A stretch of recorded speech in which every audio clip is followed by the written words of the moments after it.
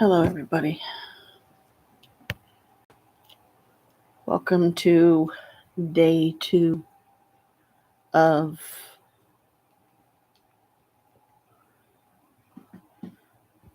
the secret assignment, Magick Rock.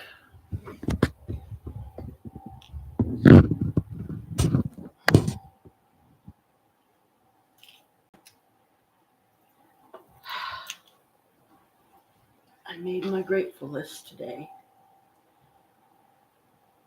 I put my 10 things that I'm grateful for on it.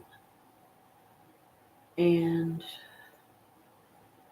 today was also Chris's 61st birthday, so I just wish we could have done something more special, but right now money is still tight, and with his health issues, it still makes it a lot harder to get out and do stuff and really be able to enjoy yourself. But on a good side, I finally went to the dispensary, the new one right up the street from me. This strain is called Afternoon Delight. It's not bad. It's 28%, I think, point something THC, because I asked for a, high THC because therapeutically, to be honest, it helps me to be calm and focused. And this stuff is government regulated, so it's like literally the safest stuff out there on the market. And I only paid $19.60 times 2 because I got 2 jars, because you only get a few flowers in each jar. Like, I got 3 in the top one and probably about that same amount in the bottom. But $19.60, for a little over $40, I was able to get 2 jars, and it's decent.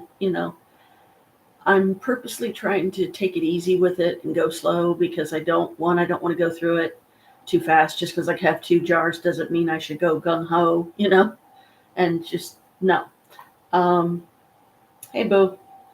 But I've been, trying to go easy on it, because until my body gets used to it, for one, and I also try to give a long pause in between hits, because I don't want to take a chance of it bothering Chris, because it is still pot. So, excuse me, cannabis, flower. Oh, excuse me for yawning. It's been a busy day. But I got my secret summaries done. And as you know, I shared those with you guys last night. I got my grateful list done. And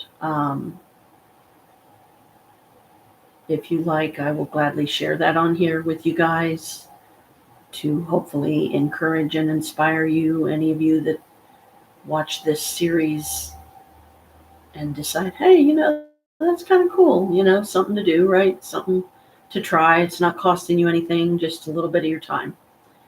And just listen, make notes, or go out and get the books. I'm not trying to take money away from Rhonda Byrne, the lady that did the secret book series that I'm speaking of. I commend her. She's made it a lot further than me. I'm supposed to write spiritually based books, y'all. I ain't nowhere near that yet.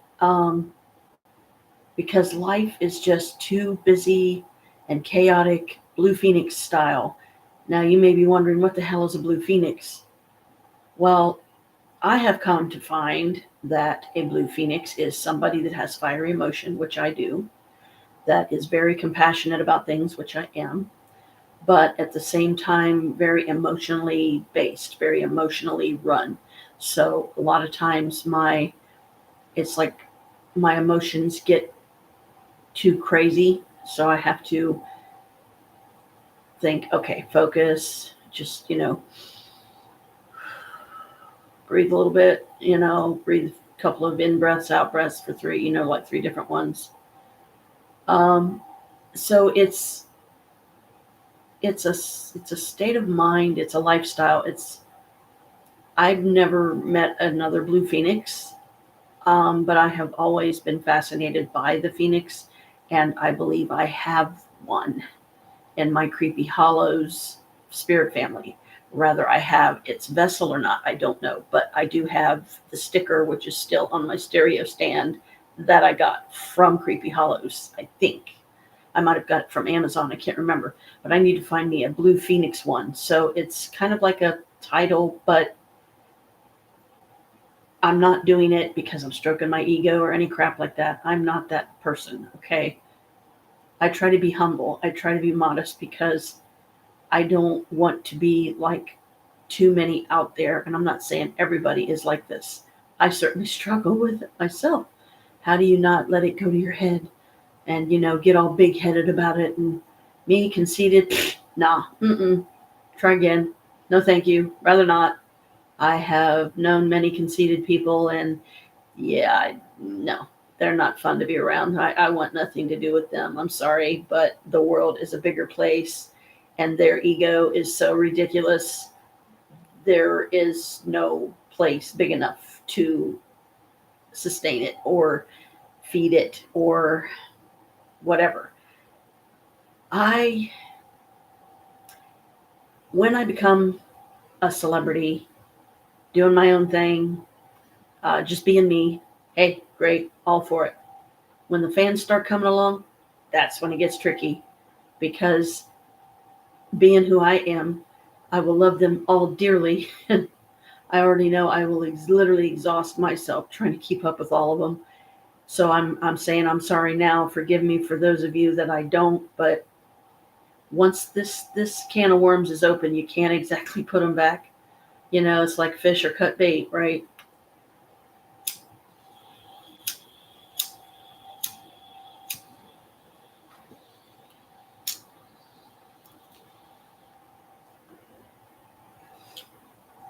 I think I'm gonna have to turn to matches, even though it's not my favorite, because I definitely don't want to light my pipe and have my flower taste like sulfur. Doesn't sound very appealing to me.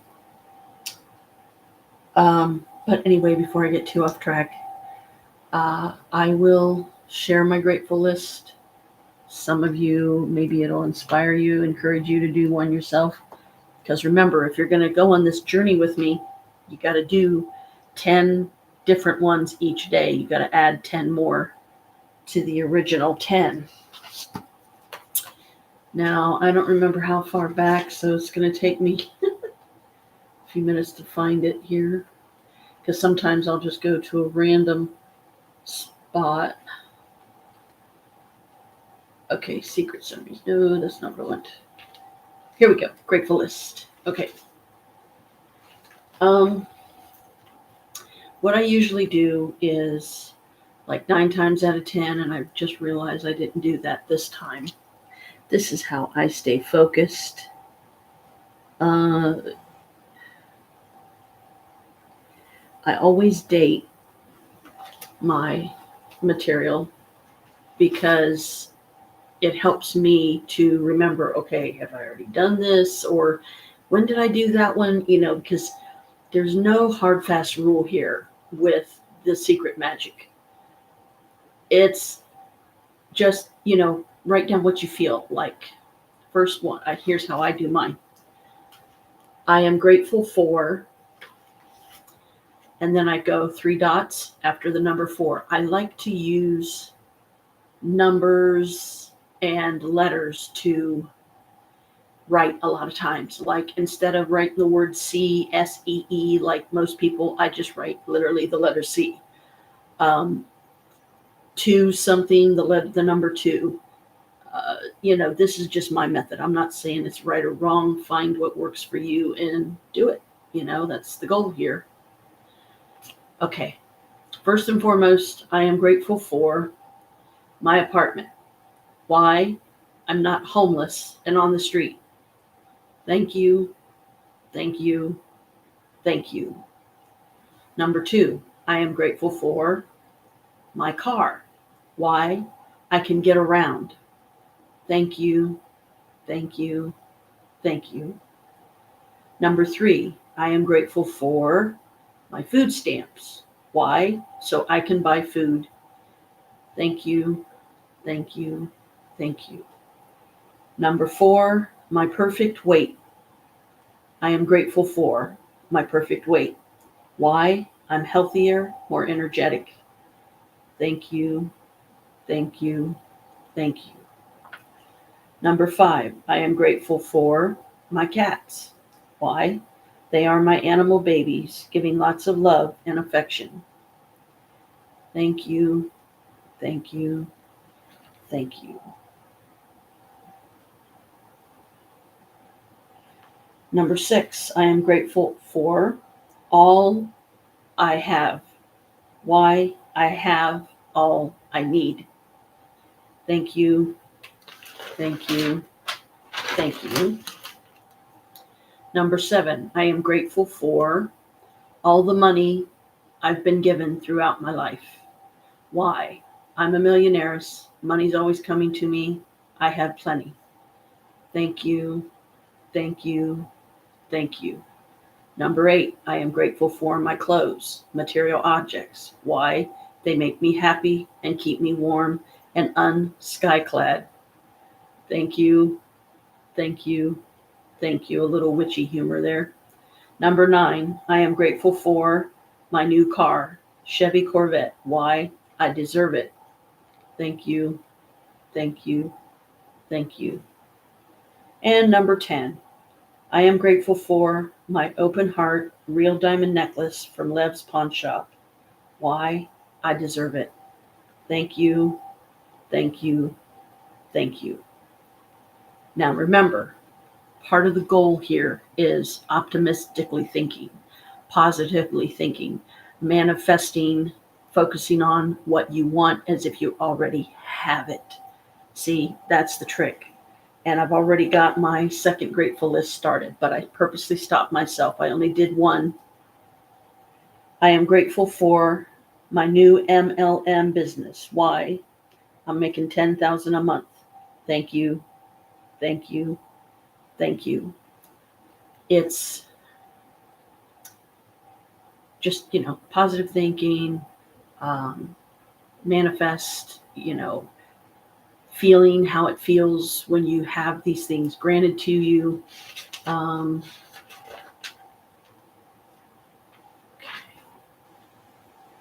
Okay, that's secret summaries again. Okay, here we go. I keep thinking there's more than one page. So what I will do now is I will take that one off. And since I've started on the next page, that will be my number 2. Okay. Now, another thing I thought about, because again, I'm trying to make this as fair and equal and balanced as I know how. I don't want to take money away from Rhonda Byrne, by no means. And this is a lot of material to cover. So I may only do a few of them where I actually read through the entire section that leads up to the assignment.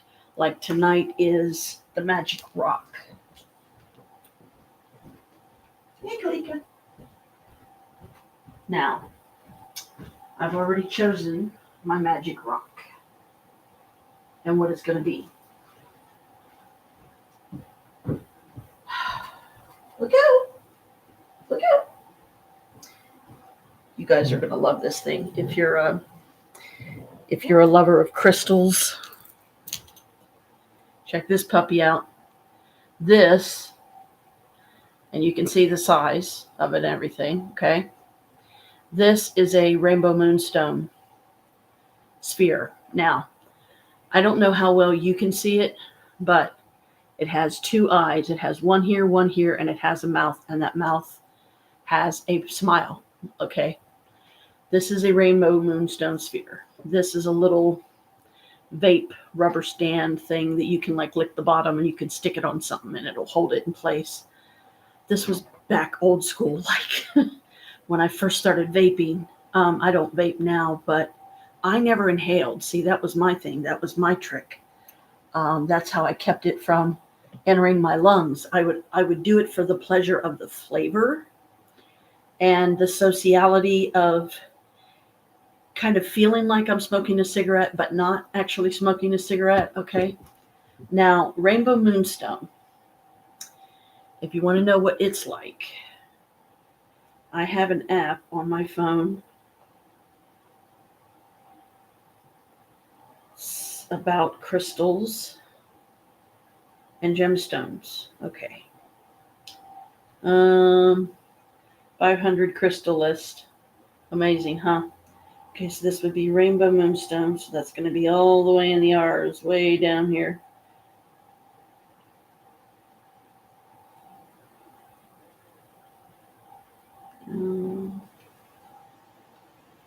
I bought this app a long time ago. Rainbow Moonstone. Here we go. Let me try regular Moonstone. Okay. Moonstone is said in crystal healing to help calm responses and stress and avoid overreaction, which I'm really bad with overreaction. It brings hope, helpful feminine energies, sensitivity, intuition, and psychic abilities. It is also said to bring strong energies of abundance to one's life. Moonstone is a stone of protection, particularly during childbirth, pregnancy, and travel at sea. It is a stone of calm and relief from emotional stress. It is also associated with love of all kinds. It is associated with the zodiac sign of Cancer, which is my polarity, oddly enough. And my cat is already messing my screen up. Will you lay down, please? Lay down. Lay down or get down. You're not going to disrupt me doing this, Kalika. Knock it off. You always do this when I'm trying to do something. Now stop it. It is associated with the sacral chakra and crown chakra. Physically, moonstone is used in crystal healing to aid the pituitary gland and digestive system, obesity, water retention, hormonal problems, menstrual problems. Note that healing crystal meanings are spiritual supports to healing and are not prescriptions or healthcare information. Moonstone is also used as a stand-in for pearl when pearl is not available. Okay. Now I'm going to go further down.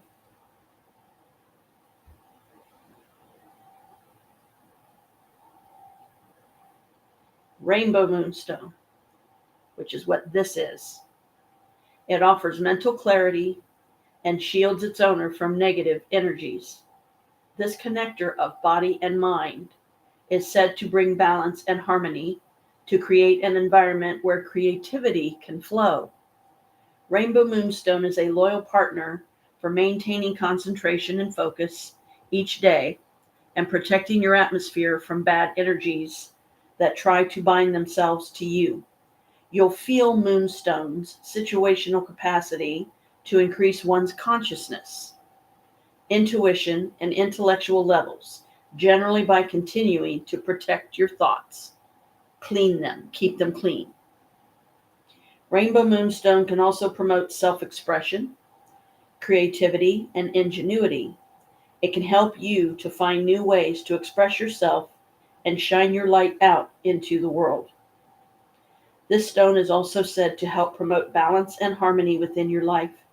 It can help to create a sense of peace and tranquility, which can be beneficial if you're feeling stressed or overwhelmed. Okay. Now,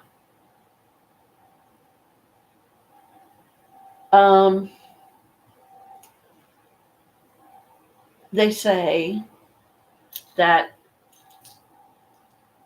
at least the situation has always been this way for me. Crystals have called to me like literally my entire life. And whoops, what are we doing? Oh dear. Oh dear. Okay, come on. Oops, I'm messing this up. You can tell I don't use it. Hang on, I gotta clean this up. Oh, come on. I hate when it does that. Seriously? Unbelievable. Okay, fine. Why Magic?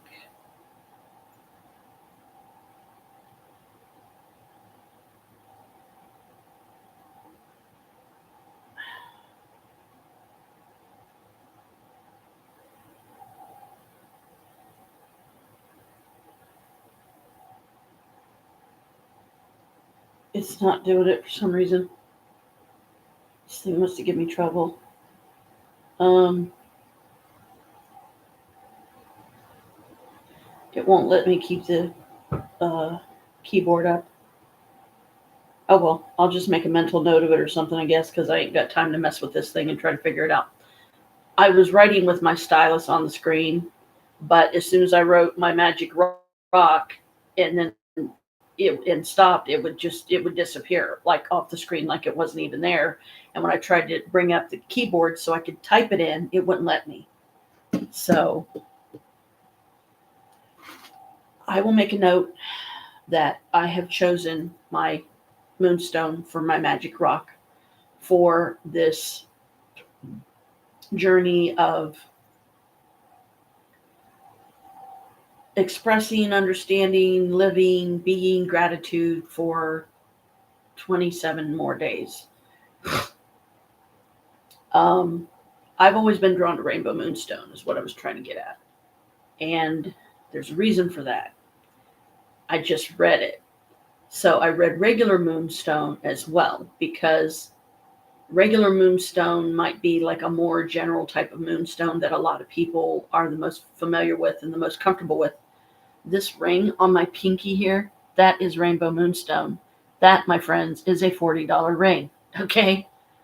It looks like a teardrop, and it's on a sterling silver band because I can't wear the cheap metals. I can't wear gold plated or silver plated because the electricity in my body or something in my body chemistry, it wears right through the plating within a couple of days. And I can always tell when it happens because just from sweating, the necklace will start hurting my neck. And then when I take it off, there's a green ring around my neck. So I think I'm allergic to the nickel inside of it or whatever the actual metal is underneath. So plating does not work for me. It's got to be steel. It's got to be genuine sterling silver or genuine gold.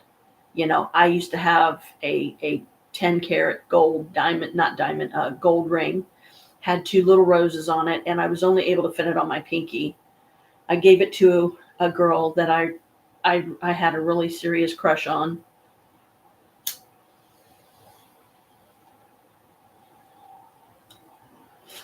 But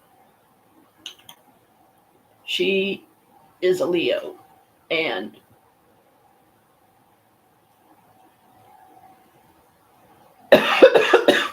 I'm a Capricorn. That's usually not a very good match. But anyway, we were friends for a long time. I finally took a chance and told her how I felt about her, let her know that I had romantic feelings for her, and that I know that it was wrong, and that I was already with somebody, and I wasn't trying to hurt that person or cheat on them or anything, because I wasn't. I was always the one that got cheated on by my suitors because I always seemed to choose so poorly.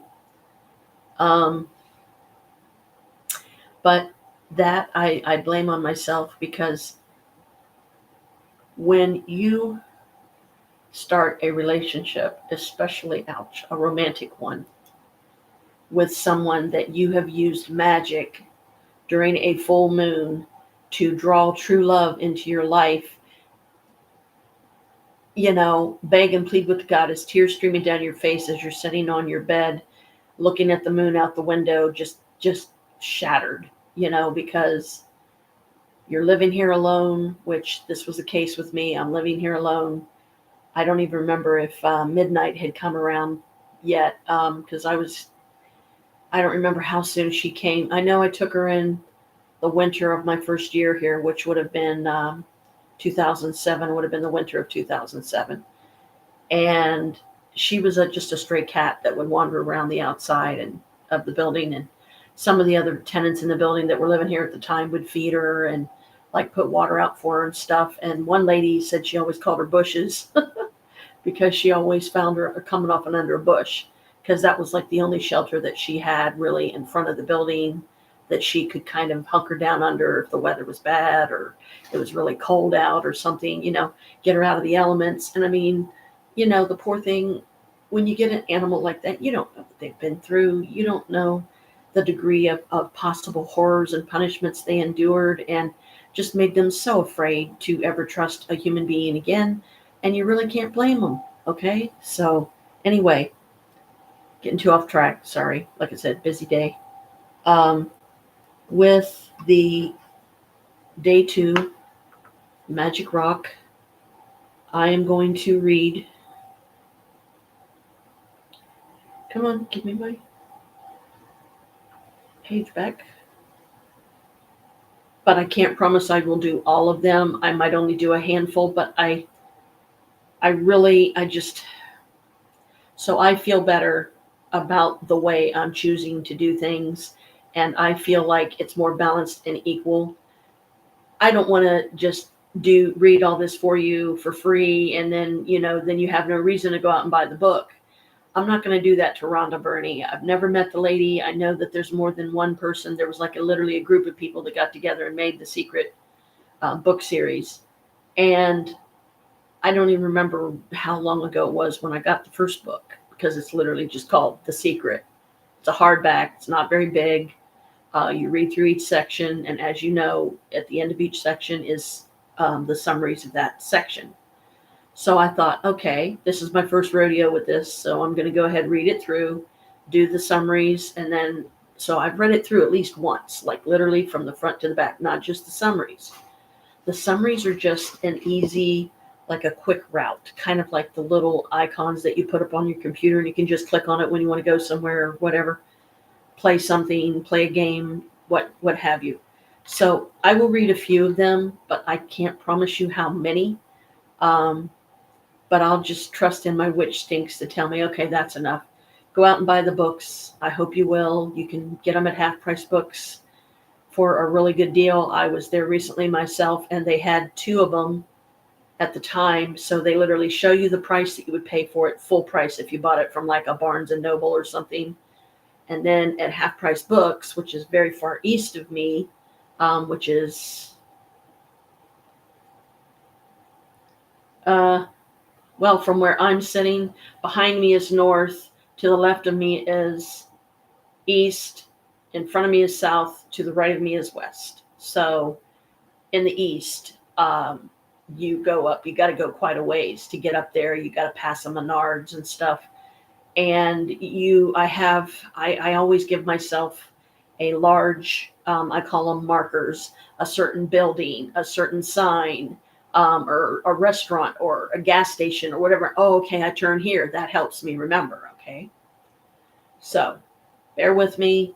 I just really want you guys to go get the books. And I want to really, all of us to be able to fully enjoy this. And at the same time, I'm not taking anything away from Rhonda Byrne or any of the others that created this series. I'm not trying to claim that I created this series. I didn't. I wish I had. But maybe this will put me on the path I need to be on anyway to help me write that first spiritually based book. Ooh, I wonder what it's going to be like. Is it going to bomb or is it going to do great? It's going to do great. And that's optimistically speaking, positively thinking, manifest, right? Okay. Reflect upon your present blessings, of which every man has plenty, not on your past misfortunes, of which all men have some. Charles Dickens said that. In the beginning of working with these practices, it takes concentrated days in a row to make gratitude a habit.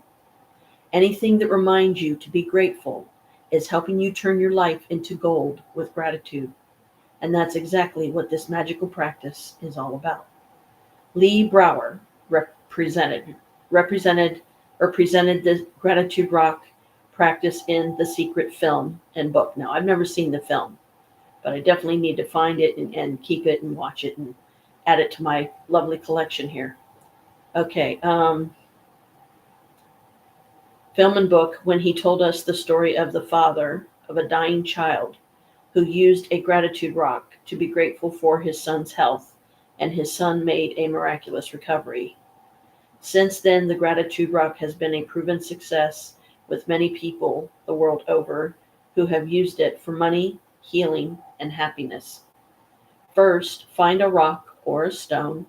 Choose a small size that fits in the palm of your hand and that you can close your fingers around. Choose a rock that is smooth, without sharp edges, not too weighty, and that feels really good in your hand when you hold it. You can find a magic rock from your garden if you have one, or from a riverbed, creek, ocean, or park. If you don't have easy access to any of these places, then ask your neighbors, family, or friends. You may even have a precious rock or stone already that you can use as your magic rock, so it can be any kind of rock. When you have found your magic rock, put it by your bedside in a place where you will definitely see it when you go to bed. Clear some space if necessary so that you can easily see your magic rock when you go to bed. If you use an alarm clock, put it next to your alarm clock. Tonight, just before you get into bed to go to sleep, pick up your magic rock, hold it in the palm of one hand, and close your fingers around it. Think back carefully through all the good things that happened during the day, and find the best thing that happened that you're grateful for. Then say the magic words, "Thank you," for the best thing that happened. Return the magic rock to its place by your bed, and that's it. Every night for the next 26 days, follow the same magic rock practice. Before you go to sleep, think back through the day and find the best thing that happened that day. While holding your magic rock in your hand, be as grateful as you can be for that thing and say thank you. Using a rock seems like such a simple thing to do, but through this practice, you will see magical things begin to happen in your life. When you look for the best thing that happened during the day, you will search through many good things that happened, and in the process of searching and then deciding on the best one, you are actually thinking of many things you're grateful for. You will also be ensuring that you go to sleep and wake up in gratitude each day. The Count Your Blessings and Magic Rock practices will ensure that you begin and end your days in a state of gratitude. In fact, they are so powerful that together they would change your life in a few months. But this book is designed to change your life really fast through an abundance of magical practices. Because gratitude is magnetic and attracts more things to be grateful for. The concentration of gratitude over 28 days will intensify the magnetic force of your gratitude. When you have a strong magnetic force of gratitude like magic, you automatically magnetize everything you want and need to you. Magic reminder: be sure to read tomorrow's magical practice sometime today, as you will need to collect some photographs before you begin. Okay. Number 1, repeat steps 1, 2, 3 of magic practice number 1. Count your blessings. Make a list of 10 blessings. Write why you're grateful. Reread your list, and at the end of each blessing, say thank you, thank you, thank you, and feel as grateful for that blessing as you can. Number 2, find a magic rock and put it by your bedside. Number 3, before going to sleep tonight, hold your magic rock in your hand and think of the best thing that happened today. Number 4, say the magic words thank you for the best thing that happened today. Number 5, repeat the magic rock practice every night for the next 26 days. Number 6, read tomorrow's magical practice today. Oh, this one is, oh man, I love this one. Day 3, magical relationships. Imagine if you were the only person on earth. You would have no desire to do anything. What would be the point in creating a painting if no one could see it? What would be the point in composing music if no one could hear it? What would be the point in inventing anything if there was no one to use it? There would be no reason to move from one place to another because wherever you went would be the same as where you were. No one would be there. There would be no pleasure or joy in your life.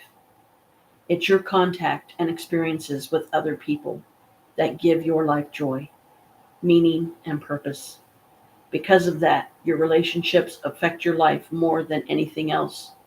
To receive the life of your dreams, it's vital that you understand how your relationships affect your life now and how they are the most powerful channels for gratitude to start magically changing your life.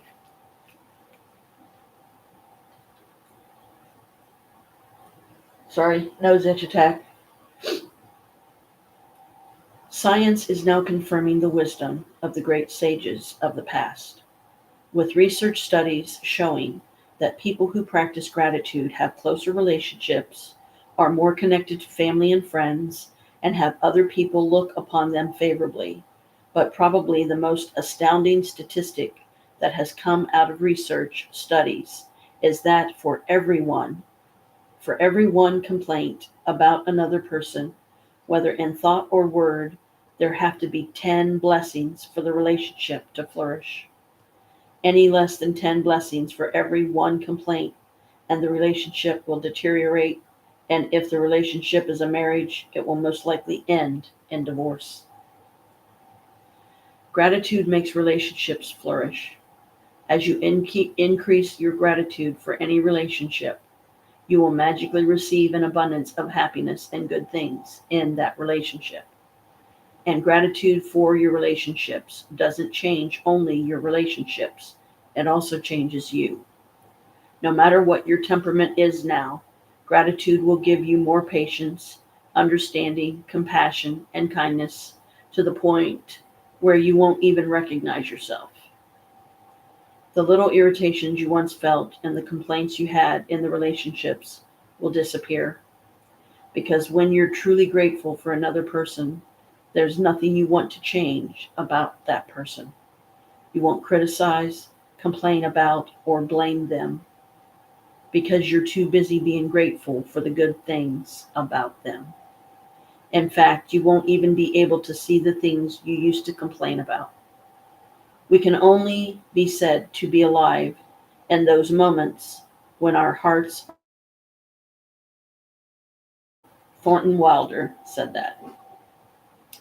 Words are very powerful. So when you complain about any person, you actually harm your life.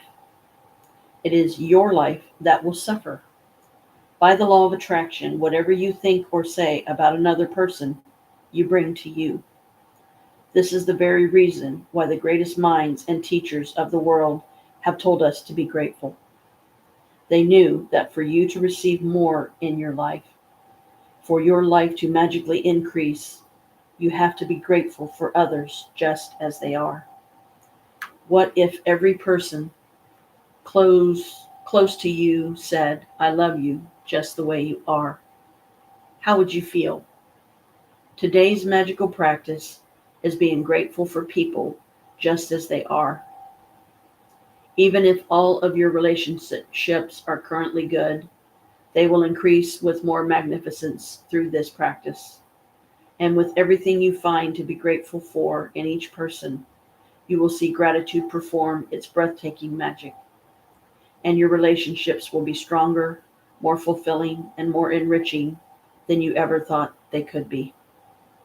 Choose 3 of your closest relationships to be grateful for. You might choose your wife, your son, and your father, or your boyfriend, your business partner, and your sister.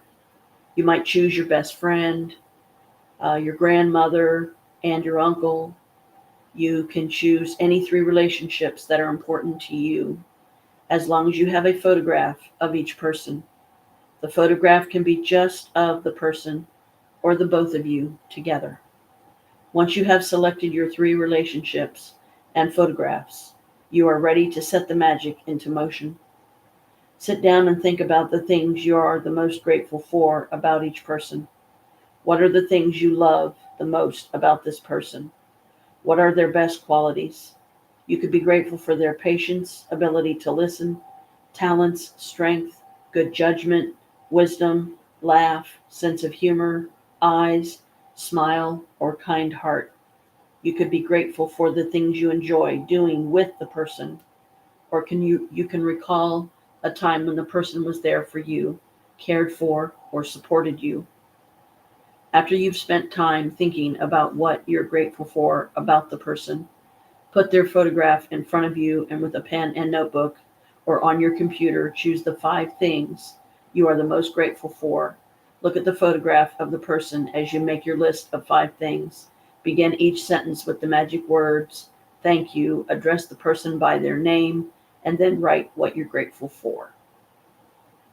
Okay, I'm going to stop there and go to the actual magical practice because I just kind of did a little bit of a spoiler there to show you guys how powerful by the time I got to just even this third practice. So, like day 3, I was like, what? Oh, wow.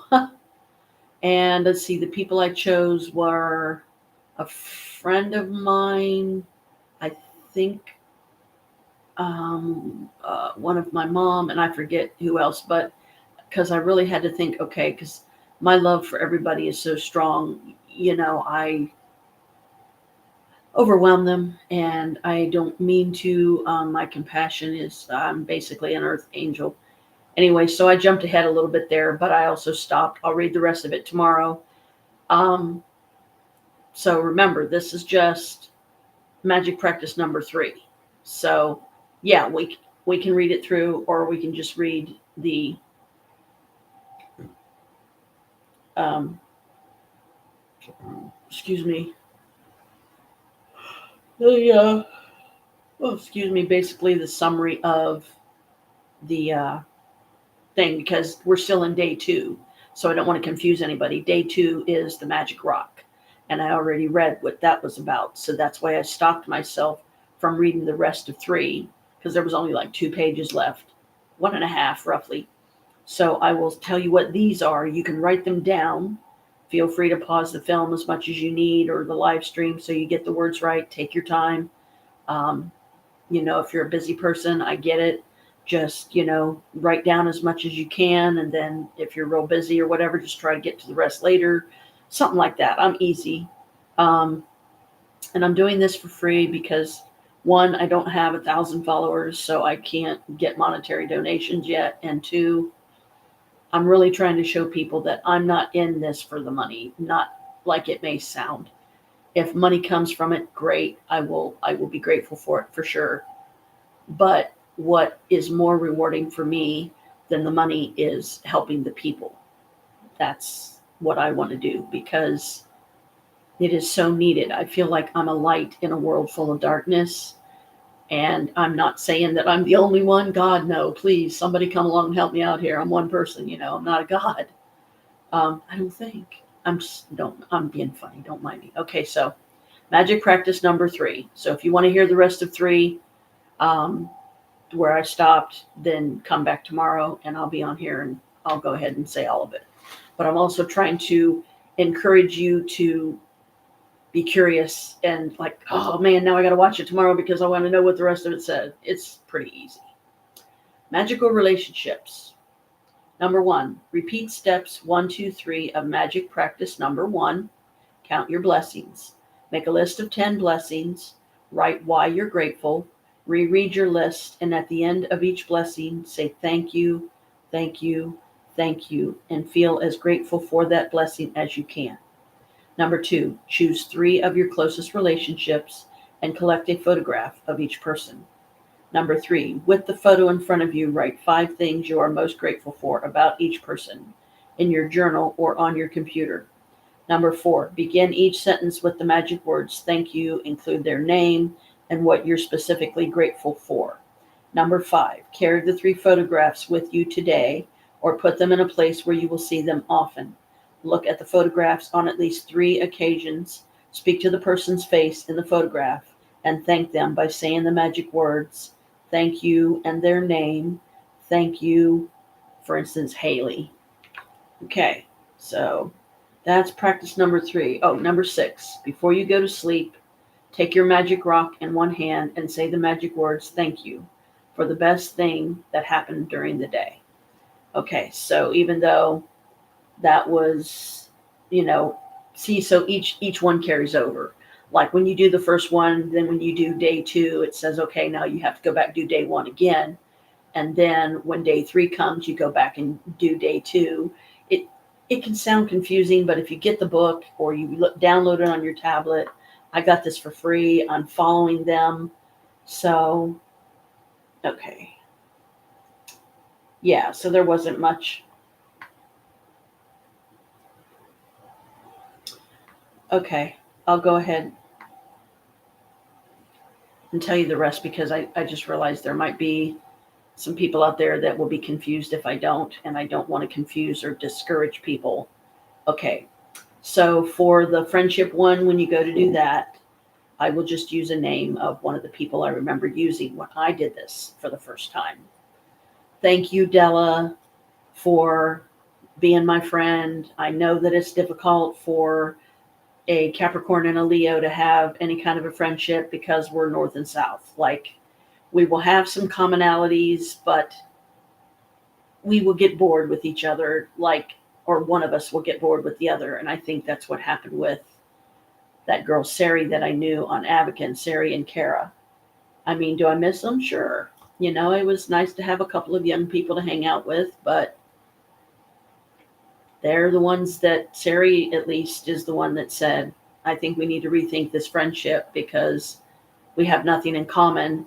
And she says this to me after 3 years of convincing me that she was my best friend, her and Kara. So I was like, okay. So I said goodbye to them as gently as I could. I said, yeah, I'm hurt by this, but I guess it don't matter, does it? Goodbye to you both. And I pretty much left it at that because it was just, so with Capricorns and Leos, it's you either have a love-hate relationship, and this can be friendship as well. Like 1 minute you love each other and the next minute you hate each other. It's the same, okay, as romantic. But she was, at least for a short time, she was my friend, or at least we tried it. We said, okay, this is going to go one of 2 ways. Let's just make the most of it and, at least part as friends. The last time I saw her was at Half Price Books several months ago. And when she realized who I was, I remember I had some really heavy books in my arms. So my hands were full. I didn't have a cart. I wish I would have. Chris, I think, was looking at movies, and I heard Della's voice, and I turned around. I'm like, oh, hi. She grabbed me and gave me a bear hug. I almost couldn't breathe. It's like, whoa, whoa, whoa. It's like, oh, okay, hi, how you doing? She's like, I haven't seen you in a minute. And she was just genuinely seemed happy and excited to see me. And that shocked me because I was like, wait a minute, I thought she turned on me too. So it was short-lived. But anyway, okay, for example, thank you, Della, for always making me laugh. Or thank you, Della, for supporting me through college. Like when you're having tough exams or something like that. When you finish your lists for all 3 people, continue with this magical practice by taking the photographs with you today and putting them in a place where you will see them often. Whenever you look at the photographs today, thank the person by saying the magic words, thank you, and the person's name. Thank you, Della. If you're moving around a lot, carry the photographs with you in your bag or pocket and make an effort to look at the photographs 3 times during the day, following the same procedure. Now you know how to use gratitude's magical power to transform your relationships into magical relationships. Although it is not part of the requirements of this book, you may want to take this amazing practice and use it every day if necessary to make every relationship you have magnificent. You can use it on the same relationship as many times as you want. The more you can be grateful for the good things in your relationships, the faster every relationship in your life will miraculously change. So, day 4 will be magical health. And that's all I'm going to say about it because no more spoilers. I gave you guys one because I want you guys to be inspired and encouraged.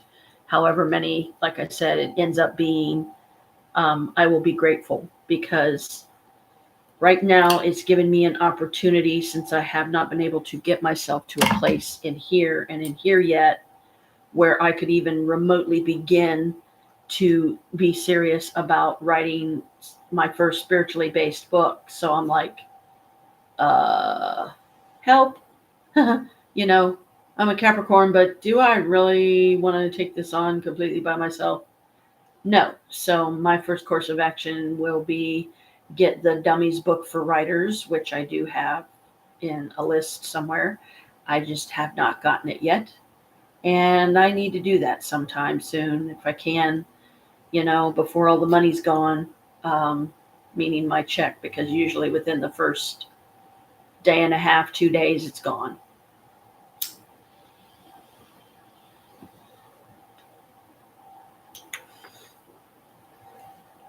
When I did this 28 days for the first time,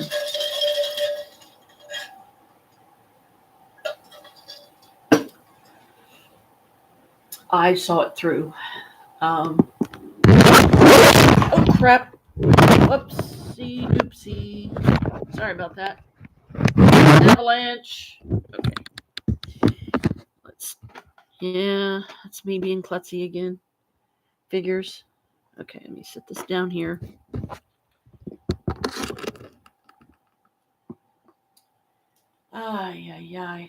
Anyway, so I want this to be a positive experience for everybody, okay? This is just me further exploring and, trying some different things and see what people seem to gravitate towards the most. Now, back to the spiritually based books. I have tried several times to write books, but I horribly failed, because I have to be honest when I say I just don't have the skills needed to be a good writer. Now, something I would like to share with everybody, if I can clean up my mess here. I hate klutzy days, I really do, because I was being so careful, and it's like, why did that suddenly have to fall like that? I have a friend. Her name is Elizabeth, and that's all I'll say. I would love to call her Liz, but only if she was comfortable with me doing so, and she lives in the UK. I've never met her. I've never physically met her or her daughter or her daughter's son, but I did get to meet her brother Mark and his, at the time, fiance, Jennifer something or other. And Mark and Jennifer stayed with me and my daughter Zephyr for 4 days, guys. And they had literally, this was like the first of the family that I had met in person. And we instantly, like, oh my God, they didn't want to leave. It was so sweet. And Zephyr, her and Jennifer just like clicked it off. Like, there was her big sister.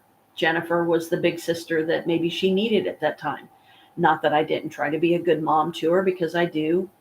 I try to be a good friend. I try to be as invasive as I can, because I know she's a busy lady. I know she's living her life. She's 28 years old. She's happy in her lifestyle, and that's what I need to focus on, is all the reasons I'm proud of her and all that I have seen her achieve, and all the strength that at least the women in our bloodline and family are strong, and we're also very strong, powerful witches. Now, I don't know if my daughter is still actively practicing.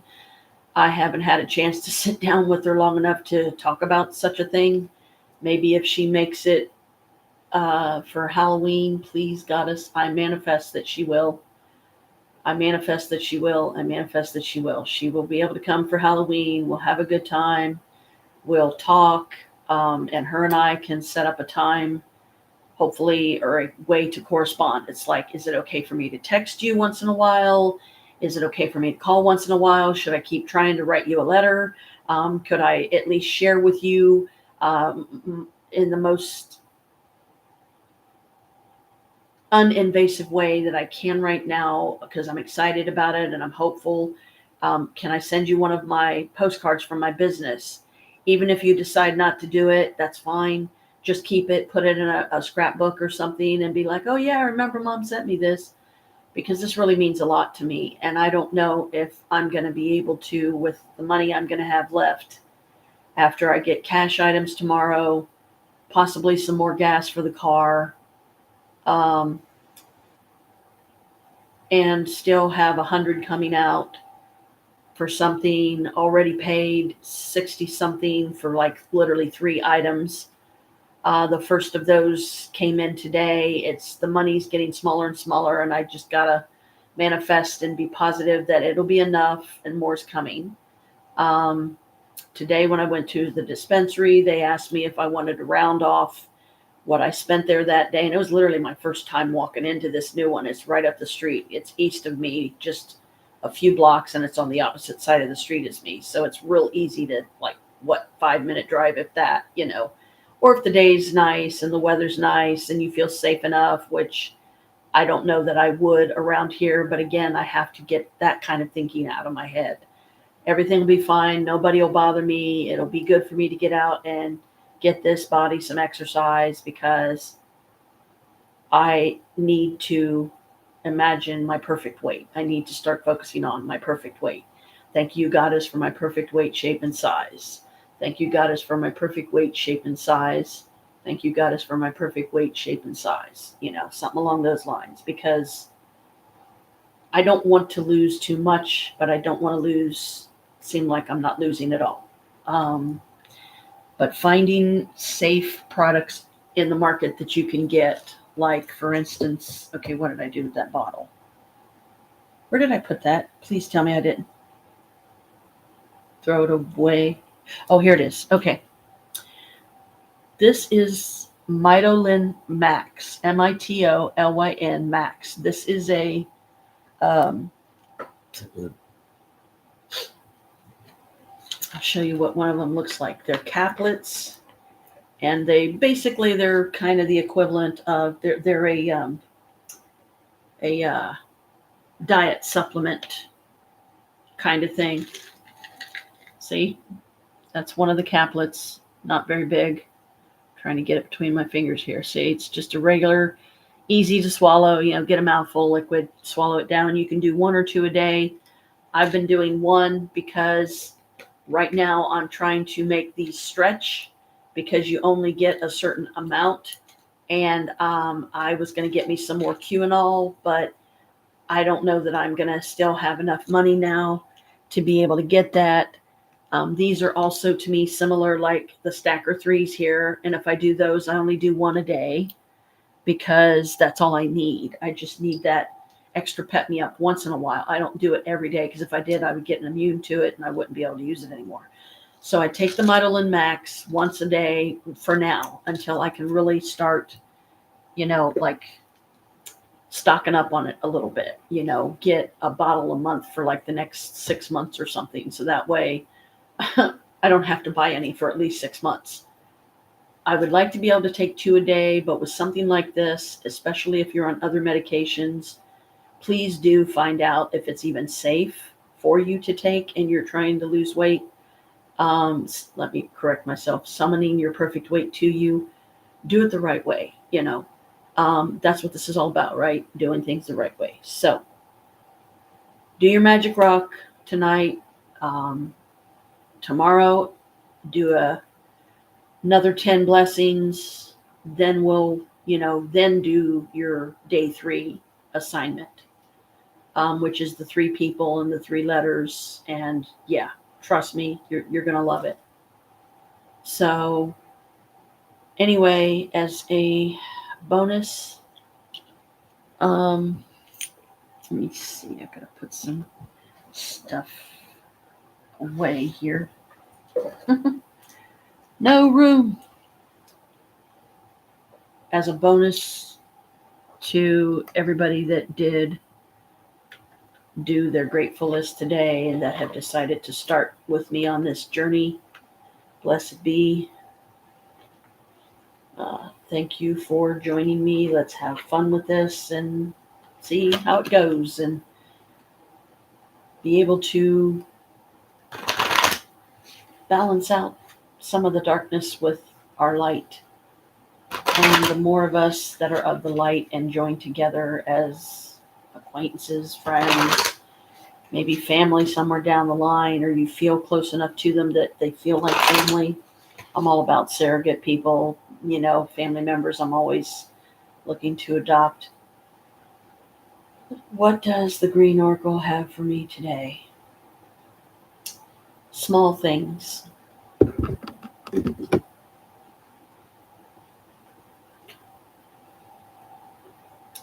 Because they say sometimes the little things that you do make the greatest difference.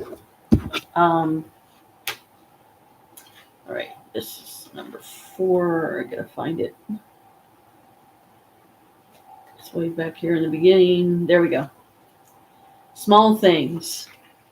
This is the card. Okay.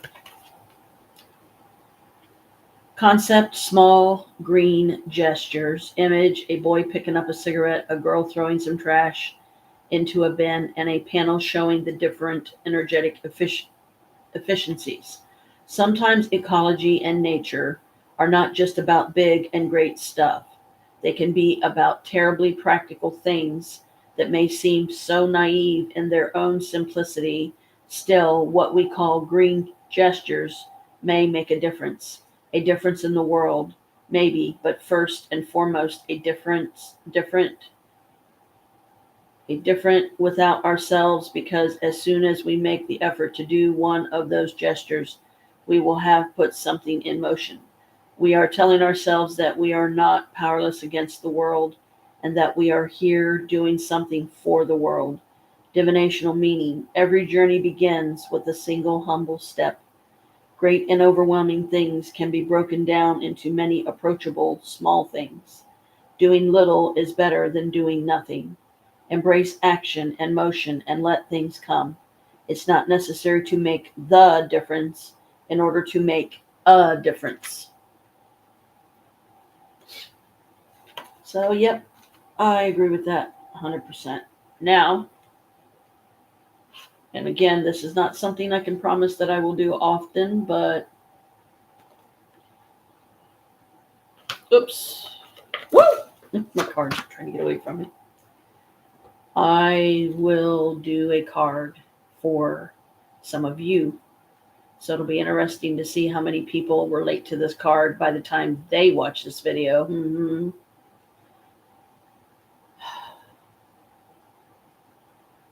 What does the Green Oracle have for the next person that watches this live stream and benefits from this card? What would you like to say to them?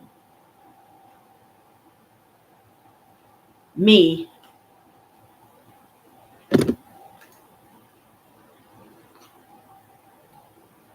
Let's see how many of you it fit and who the lucky person is. The very next person that watches this video will know. And it's the very first card in the deck. Me. This is all about you from birth to elder up there, slowly making their way up the hill.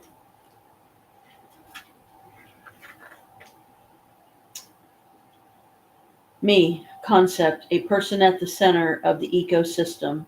Image, the child, the maiden, the woman, the mother, the elder, walking up the slope of existence. This is a card about ourselves. It's not by chance that the card is numbered 1. Before thinking about the connection between us and nature, we need to understand us a bit better. We live such complicated lives: money, house, work, family. Basically, what gets us through every day is the ego, a powerful sense of self that creates our identity and individuality. It is what we usually think of as ourself, a combination of memories and thoughts. But let's try for a moment to look at ourselves from afar, in place as well as in time. We are not just our ego. We are something very small. We are what we are, and we will be and yet still be a small thing among the whole universe. But such smallness should not be a cause for loss or inconsequentiality. We are something important, but much deeper than the here and now our ego lives in. It is impossible to find happiness and harmony in the here and now. That is the space for pleasure or satisfaction. But in order to find true happiness and harmony, we need to go beyond that, finding ourselves through letting go by accepting that the I of today is just a part of the I that was and will be, and that the I we strongly cling to is also part of something greater. And it's not alone, but it's connected to all other lives and living things. Divinational meaning. Focus on your perception and point of view. Listen to your needs and emotions. Accept the natural evolution of things. Do not try to still time and escape change. Find a direction to move forward and look to the future. So there you go. I hope it helps a lot of you. If it does, please leave me a comment below this live. Give it a thumbs up, give it a like, hit the bell icon so you'll know when I do a new live stream, because right now there's going to be moments where it's going to be consistent and I'll be doing one every day. And then there's times when things just get all crazy, but I'm really trying to do this through. And for those of you that did complete your assignment, that's why I did that card for you. But that doesn't necessarily mean I'm going to do one from every deck, because one, it's getting late. I don't know how much longer I'm going to feel comfortable being up. Pretty tired. It's been an exhausting day, and yeah. Okay, what is my affirmation for today? Authenticity. Well, this is my affirmation. But tomorrow, I will do an affirmation for both. I'll do an affirmation for me, and I will do one for some lucky person.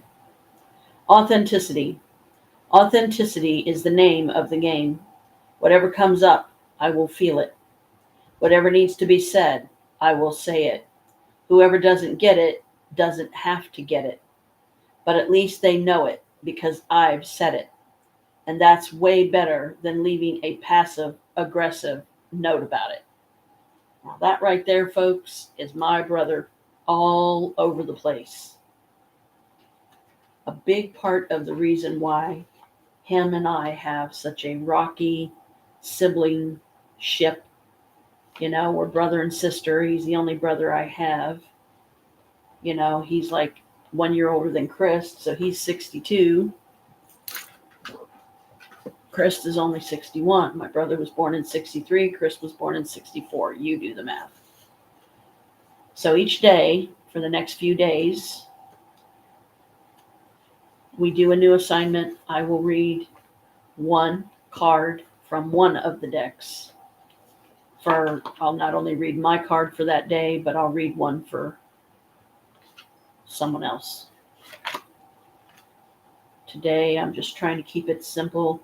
I'm trying to get into the consistency of working with these more often, because I know that there are times when my dragons and my fairies and, my green oracle and my affirmations are just patiently waiting for me to go, oh yeah, I got to do that today. I haven't done that yet.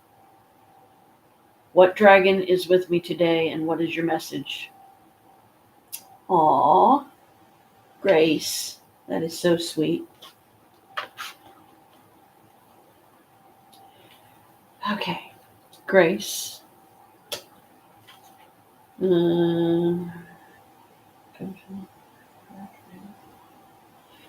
88. It's 41. 88. Here we go, Grace. This dragon flies into our lives when we have been or are struggling with self worth. That would be me. Self respect and self love issues, or when we have been neglecting ourselves. It's time to look at ourselves and discover who we truly are. We are magnificent human beings who need to find ways to let go of our self imposed limitations and self limiting beliefs. Grace's words are simple. Stop it now. You are more than you can possibly imagine. You can achieve so much more than you foresee. Believe in yourself. Push the boundaries of your self imposed limits. If you don't try, you will never know how successful you can be. And if you perceive that you have failed, remember there is no such thing as failure, only an experience to learn from. Try again. Dragons have an issue with the word love because we continually misuse it. So they have opted instead for grace, which they tell me is more encompassing and authentic. Grace is a deep acceptance of all that is within and without us. It means the end of struggle through embracing the whole of us as we truly are. And that is most definitely me all over the place. Pretty purple dragon, just sitting there on the rock calmly, and you know, it's night scene, stars in the sky. This is a nice deck. I really like it. Oh, you want me to leave it open? Okay, I'll leave it open. No problem. That works. That's the first time the deck's ever asked me to leave it open like that, but okay. Oh, but you know me, this is kind of my signature way of doing things, and trying to make it as informative as I can, make it kind of fun, make it witchy, make it creative, but kind of balance out, especially when I'm talking about negative stuff. This is a nice way to balance that out with something good, right? And that goes in line with what the secret books are all about and why we're on this journey together that is benefiting from them. These cards, some of them are so hard to shuffle because they're big and awkwardly shaped, and I've got these tiny little hands, It's really hard to do a good job sometimes because it hurts my hands because I have to stretch them the way I do, especially my fingers. Okay. What fairy is with me today, and what is your message? A blessing of a fairy guardian. Wow. Well, hello there, beautiful. Don't think I've ever gotten her before. If I have, I don't remember. And even if I have and don't remember, she's like, well, that's why I'm coming back through. It's like, okay, that works. Number 41. Isn't she pretty? Look at that. And there's a little elemental there. He's an elf. See him with the staff. It's hard to see these really good. See him there? He's got the little pointy hat and ears. Isn't she beautiful? She's a blessing of a fairy guardian. Well, let's see what this is about. I feel like this is about to make my day and blow my mind all at the same time. These cards usually do, and this is how I know when a deck picks me, because they're always right on the money every time, and you're like, wow. Awesome. Okay. It's all part of my plan of the whole self-mastery thing. At your birth into this world, human child, a fairy came to you and offered you the blessing of your soul. For each of us, this blessing will be unique, created especially for the journey we are destined to take in this lifetime. So with this blessing, may you know again the beauty and sweetness of your own fairy godmother, your fairy guardian, for she is still with you, helping to ease the way and remind you, as often as she is able, to pierce the veil that you are her charge, and she will remain with you all the days of this life. May you now feel the presence of her love. Yes, please. May you feel that sense of being looked out for, that there is one being from the elemental world who works with your soul and helps you at all times. When this blessing comes, tune into her presence and know that all about you there is comfort and goodness and a way to move through all difficulties. Your fairy guardian has always been with you this lifetime and will remain until you have journeyed on. Know you are her most precious charge, and when times become troubled and life seems bleak, know there is a being whose duty it is to bring you back to hope, to optimism, to the sense that you are a gifted, cherished being. Feel now the love of the fairy guardian, your own fairy godmother, and believe again in your own blessedness. Aw, thank you, sweetie. Mm, yes, I'm weird. I kiss my cards. That's what they mean to me, and it's my only physical connection. Because if she was here right now and I could kiss her and get it on film, I would definitely do it. So there you have it. Um, so I guess that will be woo. Hello, the cards are trying to jump back out of the box. Apparently, they have more to say. Forgive me, guys. I will try to do more tomorrow. But I don't know what tomorrow is going to be like. I don't know if it's going to be another what I call witchy, busy, crazy day, or if I'm actually going to get a bit of a break and be able to, catch up on some things. And, it's like, my eyes hurt. Anyway, so um, I will manifest a spell, create one to get in contact with my fairy godmother. Excuse me, my fairy guardian. She might be, even though she's showing herself as a blue fairy.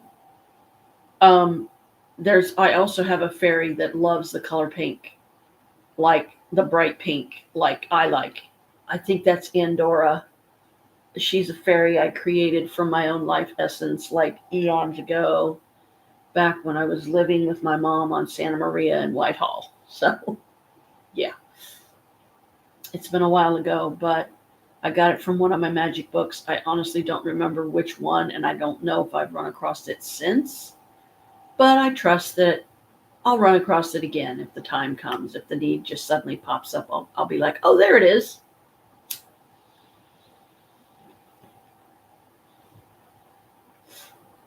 Now, this is just what I call, wait a minute, where's my cap? There we go.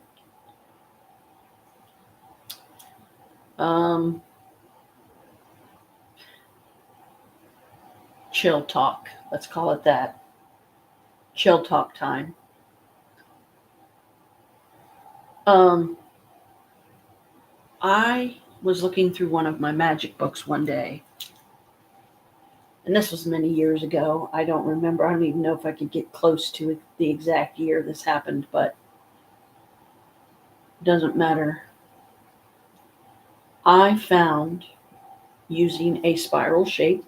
So you start from the center and you go out and you make it as big as you can, or if you want there to be more rings, then you have to do it smaller. I always do them big because that's just what feels natural to me. It is a demon trap. I kid you not. See, this is where all the paranormal investigators, the fakers, this is where they get their ideas and they blow it way, way, way, way out of proportion, okay? They dramatize stuff because it gets them views instead of truly appreciating the truth of, oh my God, that happened. Wow, that is definitely paranormal, supernatural. It's witchy all over the place. So the idea is, and I just saw somebody in the doorway. Who's standing in my doorway there? I saw your silhouette. You were like golden light or something. I can only see you out of my peripheral vision, so I'm sorry. I'm still working on that. Anyway, um, hail and welcome. Give me a minute. Be right with you. Uh, you take a spiral you put it on a piece of paper. You can put it on graph paper. You can put it on. Yeah, I can see you. You're kind of like you're leaning. Like I could see a guy that would be like a comfortable stance for a guy to just kind of lean up against the doorway there, and doorways are portals. So let me guess, you come from the Veil, and you're fairly new at it, so you don't know how to come through really solid, and you don't want to scare the crap out of me. Well, I appreciate that. Thank you. Yes, because it might, if I actually physically turned and saw him, I'd probably jump and go, oh my God, thinking it was Chris getting up or something, because sometimes he'll get up in the middle of the night. Anyway, you start the spiral in the center, be right with you. And then you go out, you make it as big as you can. And then I've got two welcome mats / rugs outside up against my door. And it's looking like I might have to do a change about. And I'm going to clean up my rugs that I've only got 3, and they're like illusionary rugs. I'll show them on here sometime. But the first one I got is supposed to look like it's in an ice cave, but you would have to see it from a certain distance with this screen being so small before your eyes would be like, oh yeah, okay, I see it. So it's meant to look like an ice cave, the entrance to an ice cave. And you see water, and you see the beautiful blue, and you see the white of the snow and the ice, and you see the cracks that form in a circular pattern to make it look like it's a cave of ice, like an iceberg, an iceberg cave or something. But I'll try to show one on here sometime, but I don't want to show them right now when they're dirty, because then it's going to be harder to see the shape or see the picture and go, oh yeah, or what's all those squiggly things? It's the strands from my cats messing up my rug, clawing at them and stuff. I'm hoping that it's just fuzz and fur and I can wipe it off and what have you. But I've got 3 of them. I've got the ice cave. I've got one that is a circular pool, and it's got, at least in the picture, it's got like at least 2 waterfalls, I think 2 or 3 waterfalls cascading down in a random, like there's one here, there's one here, there's one here, and it's going down into the pool, and there's green all around it. This is something more like a spring or summer. Like I could so see this as like a vacation spot that I would gravitate to, because I feel like the pool is healing waters or mineral waters or whatever. And you would be able to go in with somebody that has like maybe scuba diving experience. They have dove it many times and swam in it and everything, so they know how to tell you how to do it safely. Because let's face it, there can be critters down there. You got to be careful, because you don't want them getting inside of you and causing you harm. And the 3rd one I have is actually the very first of the illusionary rugs I've bought from Temu, and it's supposed to look like a black hole's a good accurate, and it's a lot smaller than the other 2. Now, when I got these rugs originally, I was hoping it was the biggest version of them. So like it can literally take up half your floor, and it makes it more realistic that, oh my God, you're really in that pool, or oh my God, you're really at the entrance of an ice cave. And it's like image magic, and it's really cool. So anyway, I have a couple of rugs, witchy rugs, out at my doors, because we have 2 doors. Each apartment in this building has 2 ways in and out. The front room door, which is to the east of me here. Then if you go through the doorway here and go to the second door, that puts you about the middle of the hallway. So we don't use the one in the front door, even though the only thing up against it right now is a cat bed. So we could throw that out of the way and be able to get out safely if a fire ever broke out, because I believe this apartment has firewalls and stuff. So that only means that if a fire broke out in here, it would be contained. It wouldn't spread to somebody else's. But I don't want to take that chance, because there's like 8 people in this building. There's 8 different apartments, rather. Everybody that lives here lives single. Like there's Robert, Daryl, Kim, Norma, myself, John, and Christy. And, we're pretty chill with each other and so on. But anyway, I'm getting off topic again. Sorry. So, like I said, catch up. It's murder. It's been so long in between the last time you were on. You're trying to catch up with. Yeah, I go random and go crazy. It's been that kind of a fucking day. This is my unwind time. But, so I did this spiral. I did this demon trap. And the idea is once you get the spiral drawn, then you start from the inside and you draw what you want it to do. Like you can literally make it anything. Keep negative energies out of my place. Keep negative people away from this door. Keep, negative entities away from me, and so like if they approach and they step on it, they get immediately transported back to hell, okay, or back to whatever dark realm they came from, so they can't bother you anymore and they can never come back.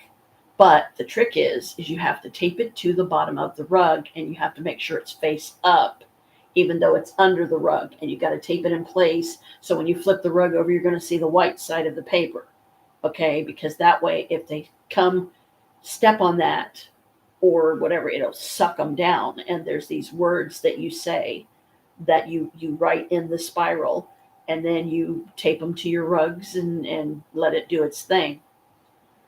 Let me tell you guys, it works. I've done these. I want to find this thing again. I really do. But a lot of my fucking books, my magic books, too many of them are down in the basement. They are so scattered. I have crates down there that I put too much weight in, and they were too thin. They couldn't handle it. They're broken. I may have to throw them away or try to tape them up, but just try to use them for something a little more lightweight, like tarot cards or diamond paintings or something soft or some, you know what I mean? Because I'm filling them with books and heavy things, and then I'm stacking them on top of each other, and they're just not designed for that type of durability and whatever. So I need to go down and I need to sort through, and I need to condense all my books into as few boxes as I can, rearrange the whole. I'm going to have to literally take everything out of the first storage closet to do this. So this would be easily, like, I could see me taking an entire weekend to do this, because if I did it from sunup till I went to bed, at night, I'd be exhausted, because the storage space may be small, but there's so much shit to take out. And what I would also like to do, if I'm going to go through something like that, I would have Norma help me. That would give us a reason to be down in the basement, sorting through stuff, condensing stuff down, getting rid of unusual, or unnecessary stuff that wasn't needed. So here's my thing. I haven't had the demon traps on the bottom of my rugs for a while. Now, does that mean that suddenly demons can get in here? Yes and no. Because here's a trick. It doesn't necessarily always have to be just the energy form of a dark entity. There could be people in this building, and believe me, there are, that have just that dark, negative, explosive, violent energy, Jekyll and Hyde syndrome, I call it. 1 minute, they're the coolest person you could ever know, and then you flip a switch, and they turn into the most horrible fucking person you know, and you're like, whoa, dude, what the fuck? Why are you biting my head off? What did I do?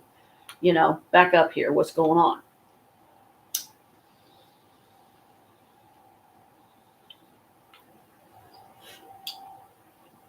No, they can't, because I have my Creepy Hollows family.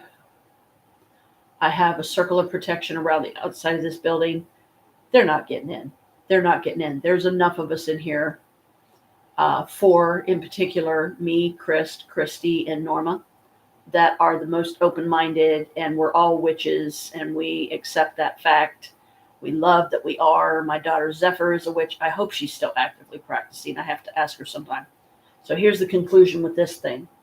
This is why it was so witchy and so cool. And I know that I will find it again when I least expect it, but at the same time, I will need it right at that moment. And I'll just be going through my books, and I'll be like, here it is. Okay. And then, I'm putting that sucker down in my Book of Shadows. Yes, ma'am. Or sirs, yes, sir. Yes, ma'am. But anyway, give me a minute. Thank you for all the spirits that are trying to manifest. Great job. Keep up the good work. There are trays of crystals around here somewhere that you can absolutely feed off of. Any of them over there, any of them in the shelf there, any of them in the shelf there, whatever you need. Just all I ask is to help replenish it when you can, so you can amplify your energy and it can come in stronger. So I appreciate it, guys. Great job. Keep it up. But, go easy on yourself, too. You can't expect to learn this overnight. Some of us can be born with it. Oh, yeah, like I was. That was a fun day.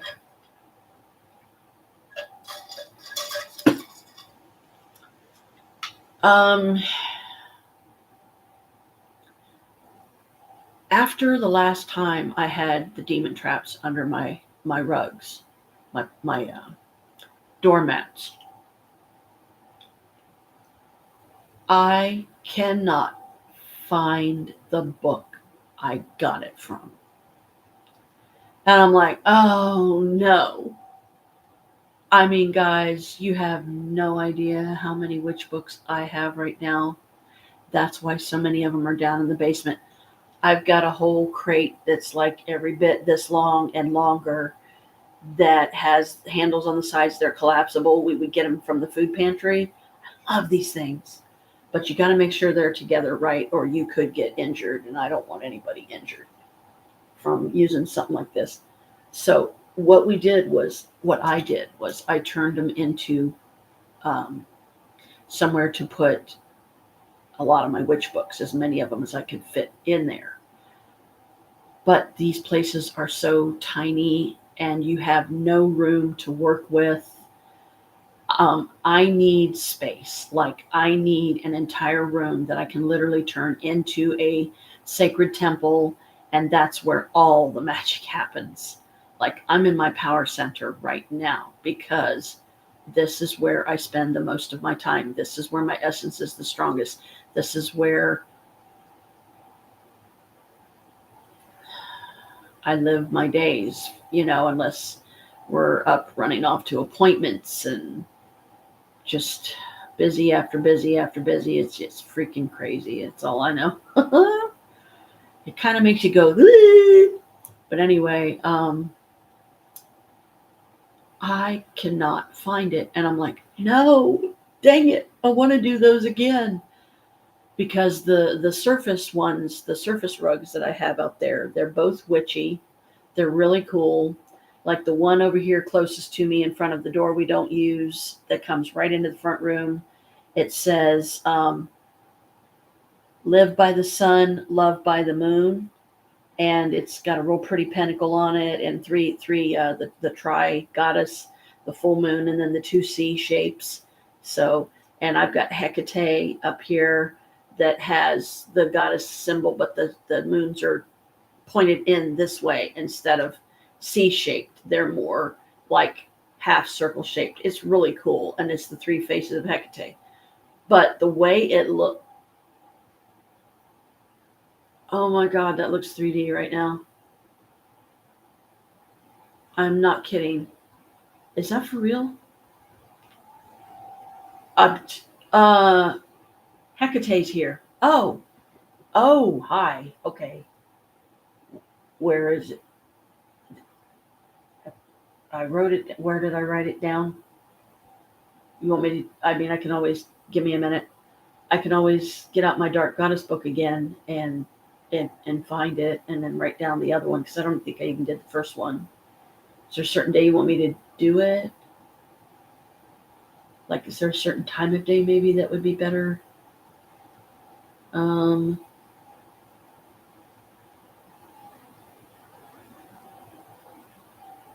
Because, yeah, this has to do with veil work, right? Because I know, like, you and Aries, yes, Aries, the god of war, two different levels of the veil. You both want to work with me on. Like, you came through first, and then Aries. So, are you literally making that plaque appear 3D, or is this just really good stuff? It's called Afternoon Delight, so yeah, I guess it is.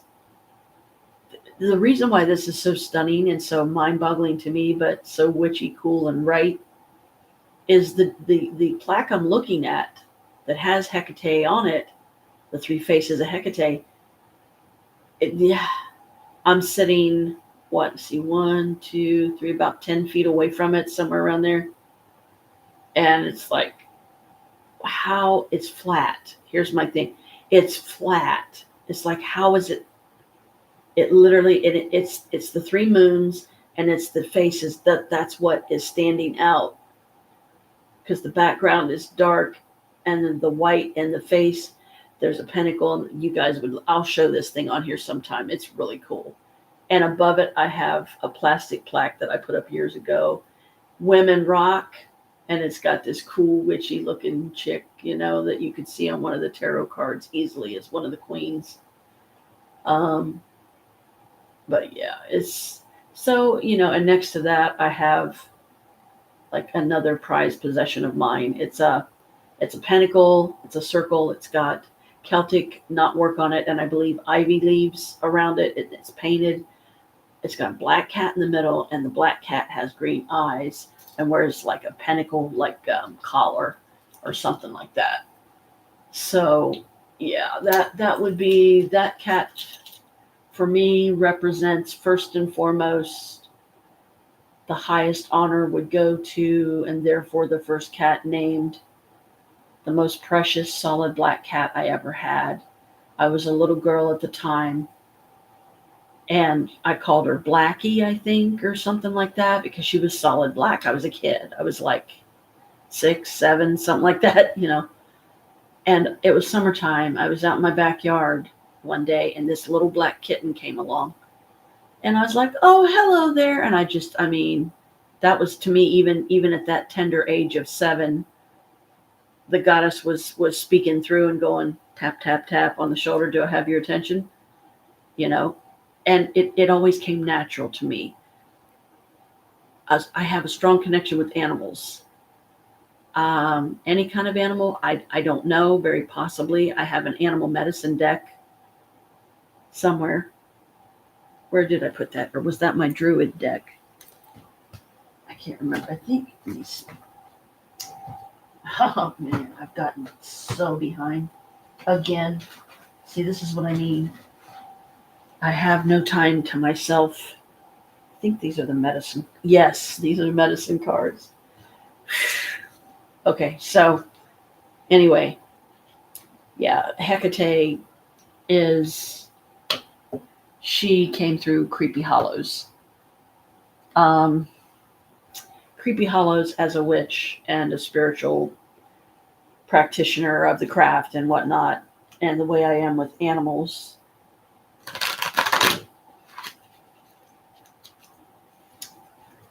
There's always been a strong connection in my family. Seems to be the women in the family that have this ability more than the men. At least I've only been told about the women. But hey, who's to say that my ancestors haven't also tried to come through and go, excuse me, remember me? We got to talk. So again, I'm sorry, guys. This is my animal medicine deck. And it was calling to me, so. What animal is with me today, and what is your message?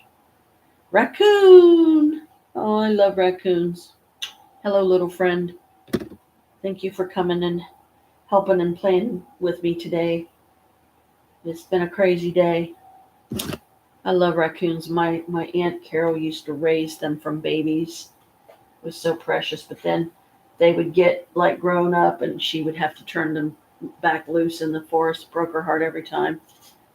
Oh, wow, and he's only a couple pages away from the last card I read in here was Wild Boar. Okay, 46, Raccoon. Generous Protector. Oh, so I have a raccoon. Oh, cool. Raccoon carries the medicine of the protector of the underdog. Yeah, that's definitely me. And provider for the young, infirm, and elderly. Often called Little Bandit by Southern tribes, this Robin Hood of the animal kingdom teaches us about generosity and caring for others. That's me all over the place. When Raccoon comes your way, you are being asked to contact your inner warrior to become a protector and generous provider for those in need. Raccoon medicine people have the uncanny ability to assist others without allowing them to become victims or dependents. Like the tribal chiefs of old, Raccoon tends to the needs of the tribe before taking anything for itself. That is so me. A troop of raccoons scouting for food is often a hilarious exercise in generosity. After rolling in the cornmeal or flour, they finally settle on their favorite morsels, giving the best tidbits to their lookout. Aww. Raccoons leave a watcher behind when raiding a campsite or mountain cabin, usually the dominant male. He is always fed first by the other raiders to honor his vigilance as the group's protector. Aww. This uncommon lack of greed is as rare in the world of humans as it is in the rest of the animal world. While other creatures fight one another for the best of a kill, Raccoon teaches the universal law of giving back to the source of your strength, guidance, and protection. You are also reminded that benevolence and generosity come around full circle to reward the giver.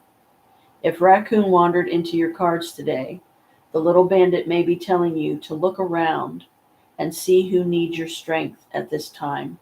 Speak up in defense of another instead of remaining silent when others are gossiping. Maybe it is time to share the bounty of your time, energy, or possessions with the less fortunate.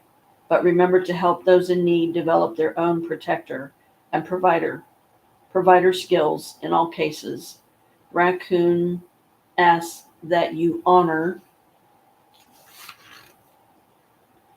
yourself and others equally.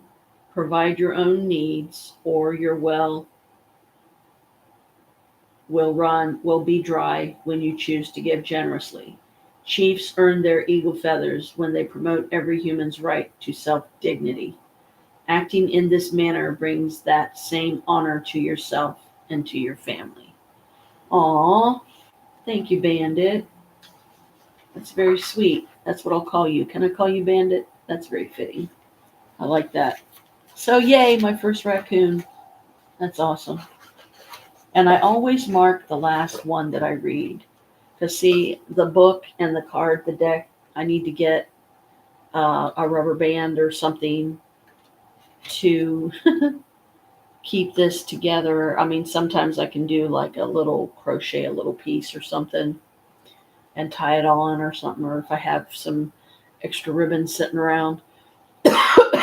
So I don't have these any way to store these except in this pouch that I made, strap included. I call this an open face to fit my medicine card book and my medicine cards. Now, another thing that I would like to point out to you guys is,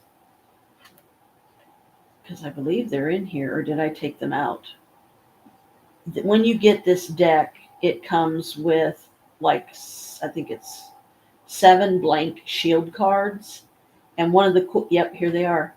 One of the cool things you can do with these is they're blank. So you can use them as a portal to connect you to certain energies and spirits.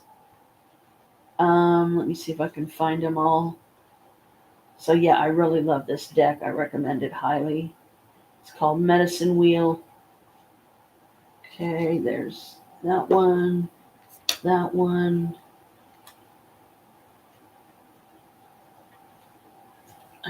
That one.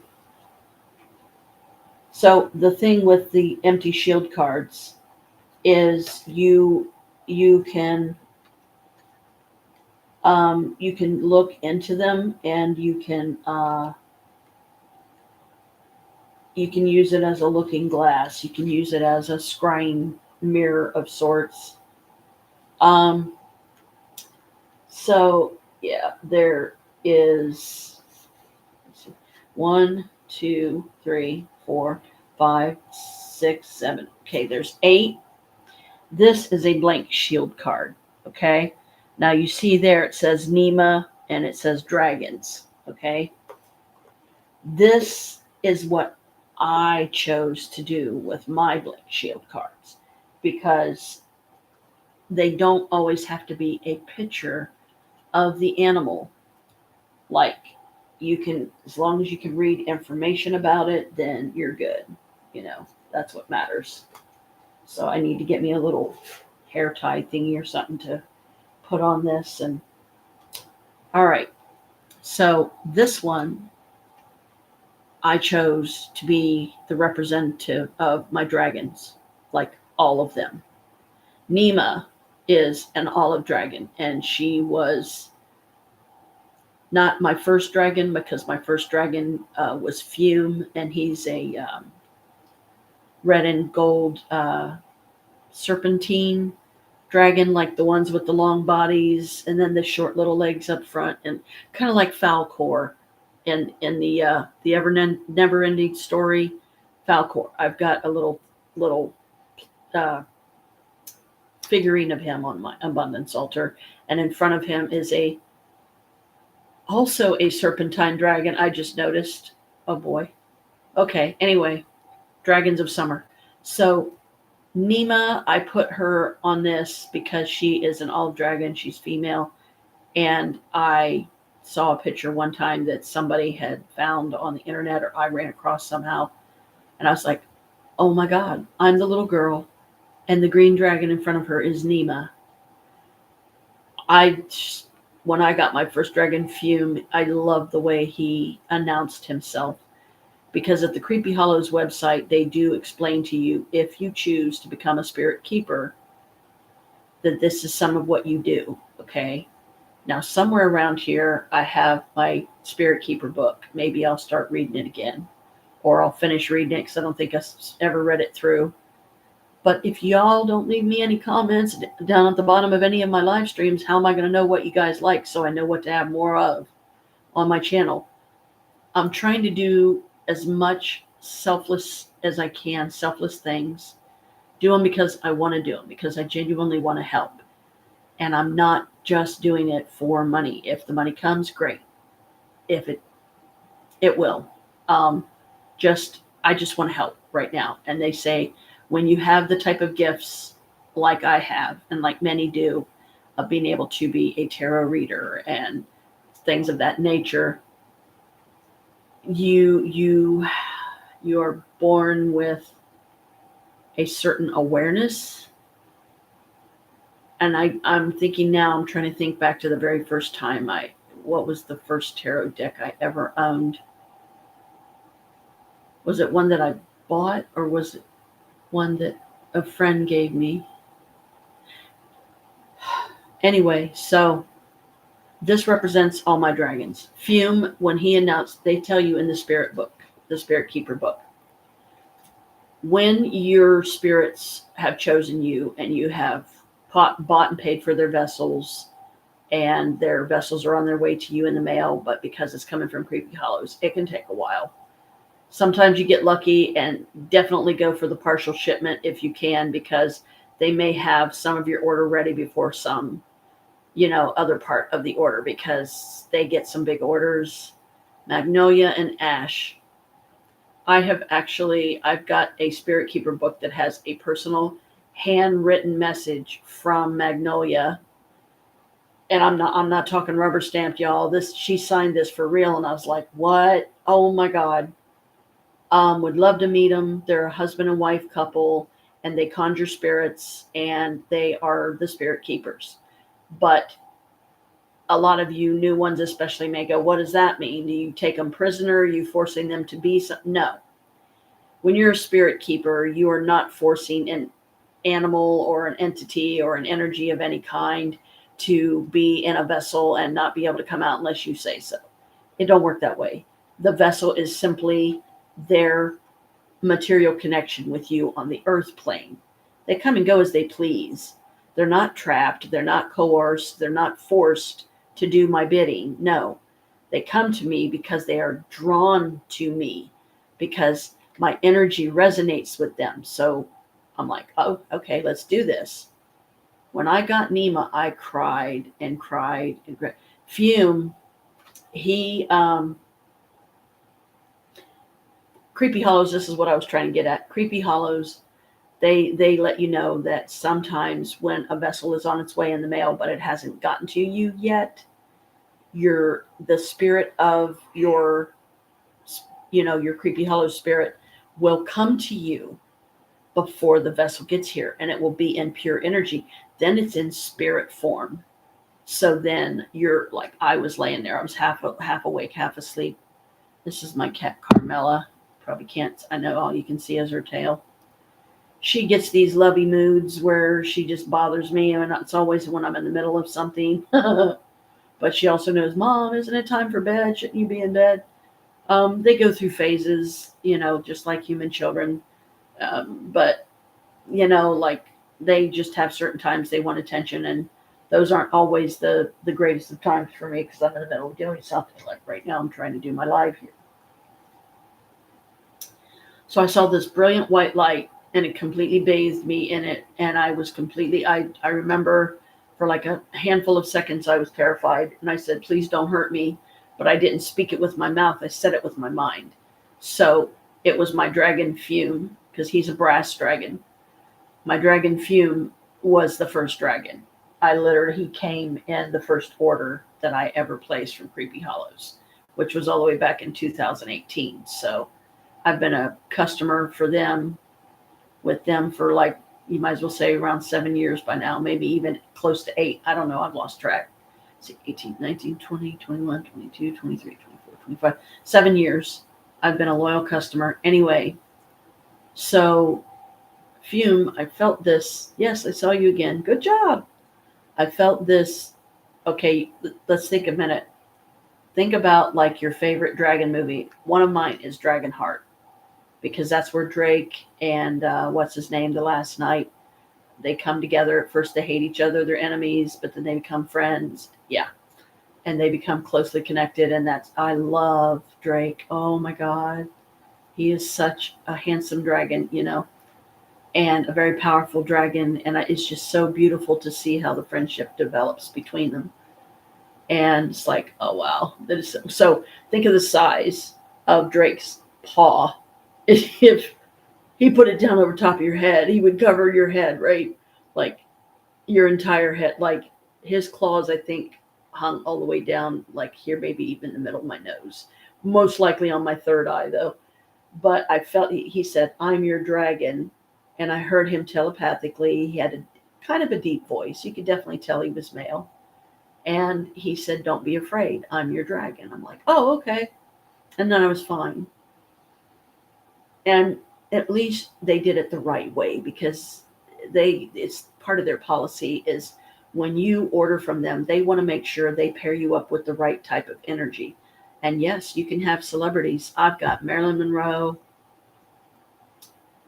I've got a couple of actors from the black and white days that I don't know. I've never met them.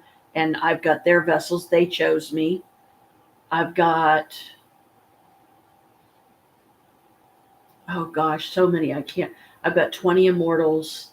I mean, the list goes on and on. So anyway,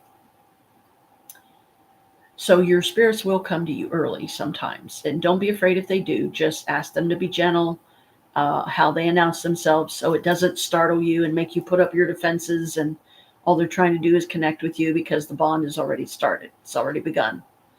So if you join Creepy Hollows, it's free to join. Just go www.creepyhollows.com. It should take you right there. Browse through. You can get, when you're a first-time customer, you can get stuff for a penny. I kid you not. I've done it. But go through, see what feels right to you. And that's what you get. And you don't have to spend a whole lot. If you're on a budget, like we definitely know what that's all about. So, those of us that are struggling, not anymore though, optimism, secret thinking. So there was a really good connection, and it didn't startle me because I was warned ahead of time that this is some of the ways they can announce themselves. So before you even get the physical vessel, you're bonding with them immediately, and this is their way of saying, I chose you. Okay, it's pretty amazing. I have a Gorgon, excuse me, yes, like Medusa, Pegasus, fairies, dragons, Jinn. I have a Cleopatra Jinn, gargoyles, Bigfoot. My Bigfoot is Haldor. He's male. He's young. He's 8 foot tall. Yeah, I would love to see him. I'd probably be like, oh my God, scare the crap out of me. So some of my spirits, because they can obviously be alarming when you first see them, because anybody that knows Greek mythology and the whole Medusa thing and Clash of the Titans, one of my favorite movies, because of the punishment that was dealt to Medusa, and it wasn't her fault that she got seduced in the temple of Athena or something, I think it was, by Zeus or something. And, you know, no offense, Zeus, but he's a player, y'all. You know, he's always going after the ladies, and his ego is bigger than can possibly be contained. Um, but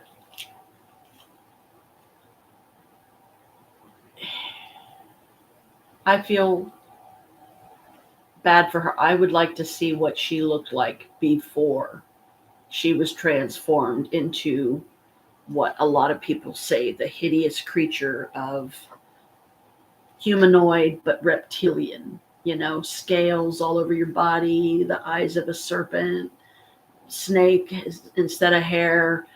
You know, you can't look her directly in her eyes because she turned to stone. I mean, but she was beautiful and human, and just because her form has changed doesn't mean the beauty isn't still there. I have werewolves, thank you. Um, I have no idea. I don't know if the 20 immortals have been trying to reach out to me, but I'm just not at the right moment in time to connect with them yet, but it's coming. It's just this is why I need my own place. I need like a place that I can just it can be my office, my store, start getting back into doing my diamond paintings again, framing them up nice, selling them for, a little bit of pocket money, and like have a mad stash, somewhere. So when we have emergencies that come up for all of us, let's face it, it's life. I call them the unforeseens. Then you have that extra money to, like, wait, we got stash. Let's use some of that. Um, I have mermaids, unicorns.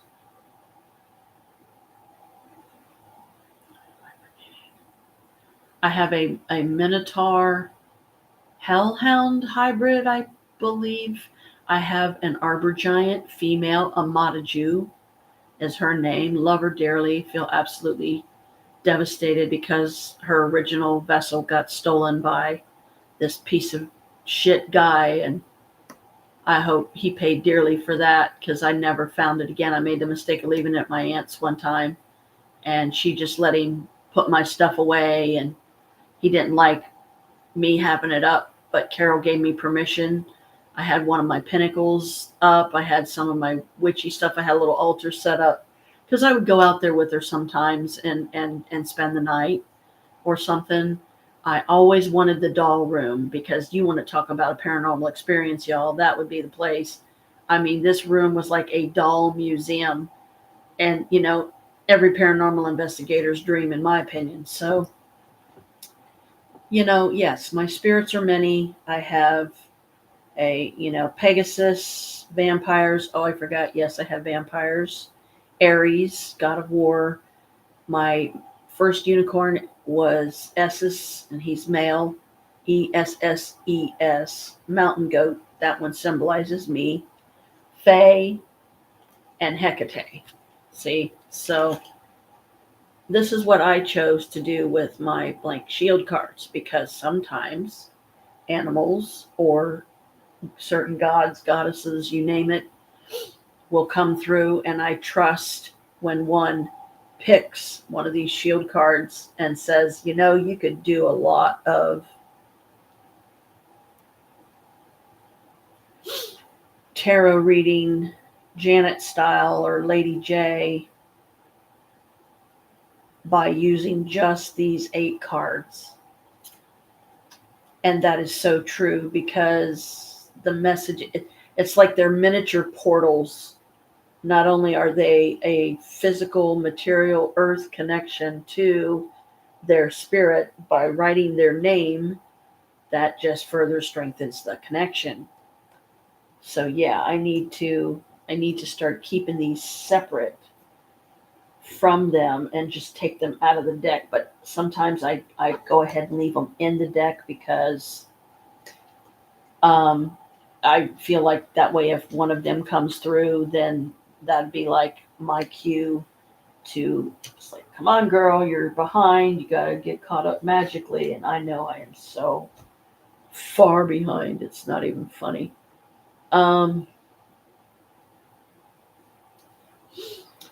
Wish my nose would stop itching. So yeah, I sorry for my randomness, but this is what happens when the chaos of life happens every time you turn around. It's like you barely get a chance to breathe and just chill, relax.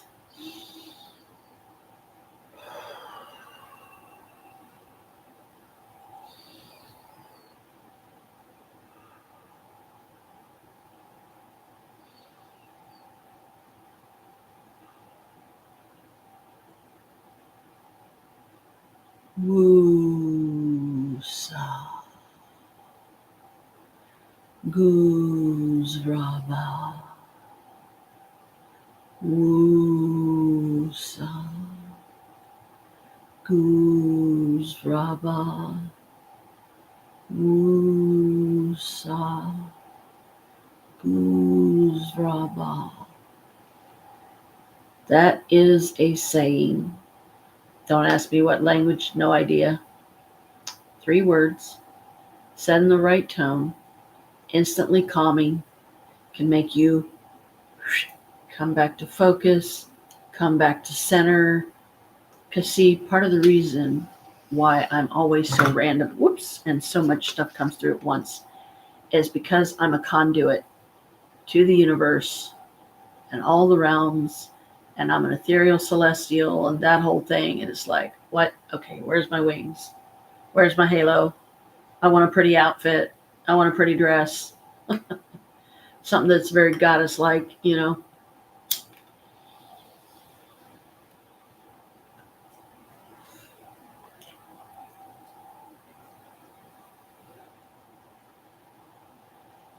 Once you choose to open your awareness,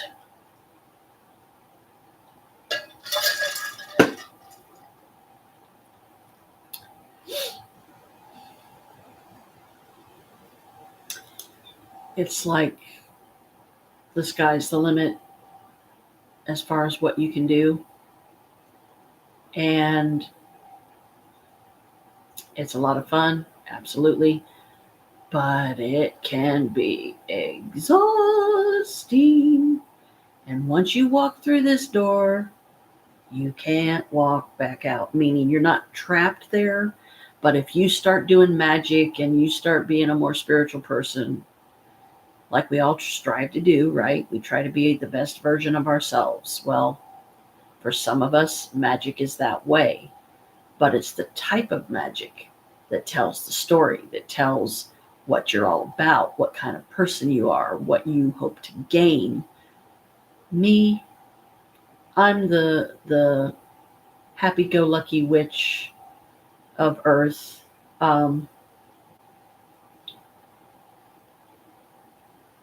The witch of Columbus, I guess.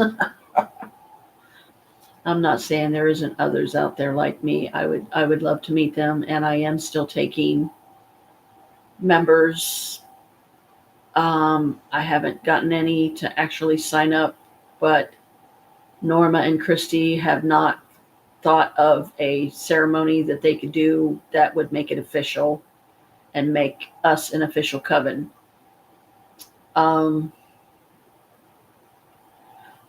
At least for now, I would rather just have an all-female coven till I get some things sorted myself so that I can be the best version of me and not be a man hater. And, you know, when men walk in the room, I either fall for them or I just want to be a bitch to them, and I don't even know them yet. I have no right to judge or criticize them when I know nothing about them. I can't just read them and force myself into their minds. I don't do that shit, man.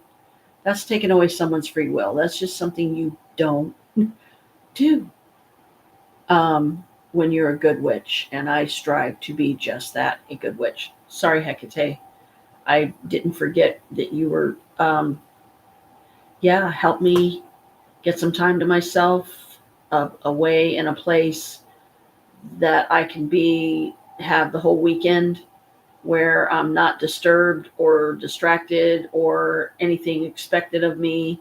I can literally be left alone, be by myself. Because, like, here's the thing: if I go to my mom's, well, the only time I'm going to be able to do any magic is going to be at night when my mom goes to bed. She goes to bed around 8, I guess, now or something. And so I try to respect that. And sometimes when I go over there for a visit, I will stay until she goes to bed. But then other times I'll leave at 6 or I'll leave at 4. Like, excuse me, today we had to, Chris wanted to go to the store so he could get himself a cake.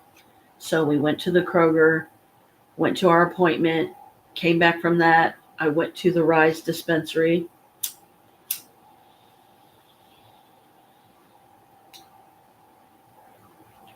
And so far, I think I'm doing this really well.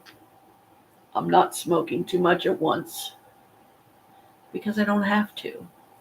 I just hit it a couple times and I'm chilling like a villain that is willing.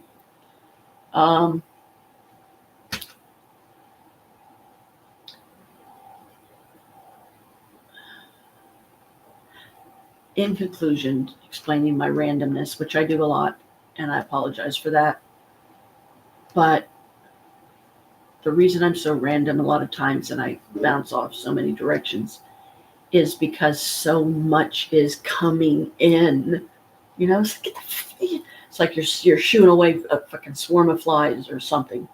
It's fucking annoying sometimes because it's like, oh, Janet's open, and you know they make a beeline for you, and it's like, oh God, what's today going to be like? Oh, it's going to be another one of those. Okay.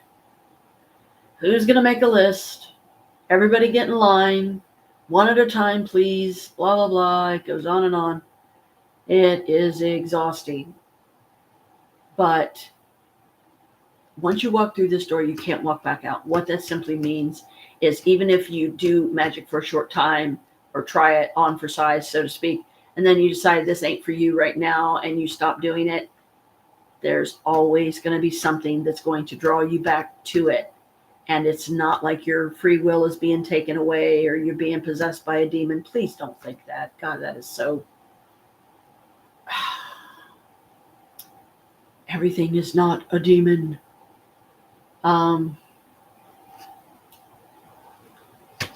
There was a lot of paranormal investigators I used to follow. And I followed them religiously, and I loved and adored them. I really, really did. But out of how many of them are fakers, I don't know. I don't want to believe any of them are. But here is some of the opposing forces between me and Chris that cause conflict. He likes the debunkers. I'm not saying I have anything against them. I don't. I love all you guys. It's not an easy job, you know. You're gonna get negative. You're gonna get trolls. You're gonna get insulted. You're gonna get cut down. You're gonna get judged. But don't fake it, man. Just don't, because it gains you nothing but a bad reputation and a pretty face for girls to go stupid over. And then they just got to watch it because, oh, they got to see Colby and what's his name or whatever. It's like, oh my God, give me a break. Do it right, guys, if you're going to do it, or don't do it at all, because it's not some fad that's going to be cool for a while and then it's just suddenly going to go away. It's going to always be out there. I saw a program today on YouTube that Chris shared with me, and I was like, oh, wow, that is so cool. It was like going back in time to some of the first, like, supernatural / paranormal, contacting spirits and the whole rising tables and disembodied voices and things teleporting from out of nowhere. And then bam, you hear it hit and you're like, what the? But you have to have a lot of energy.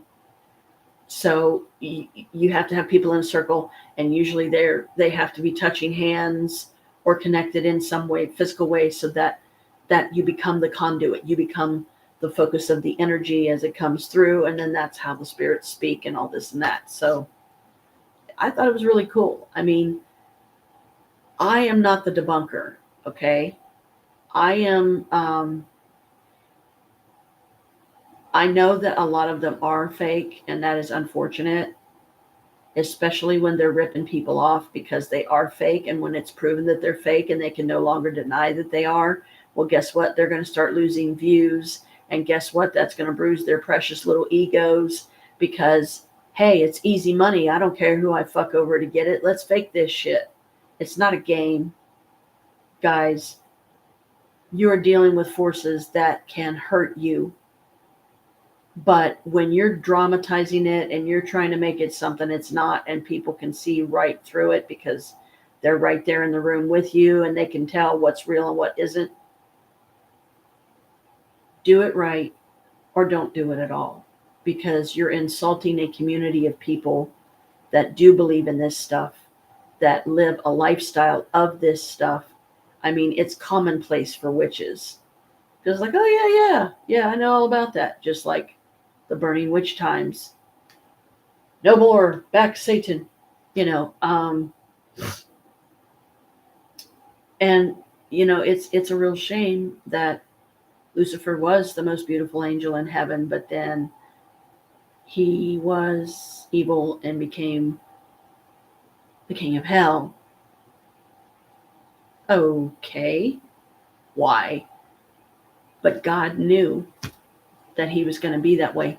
God knew that he was going to introduce man to technology. God knew that that technology was going to be dangerous at times and it was going to be misused because of the evil in the world.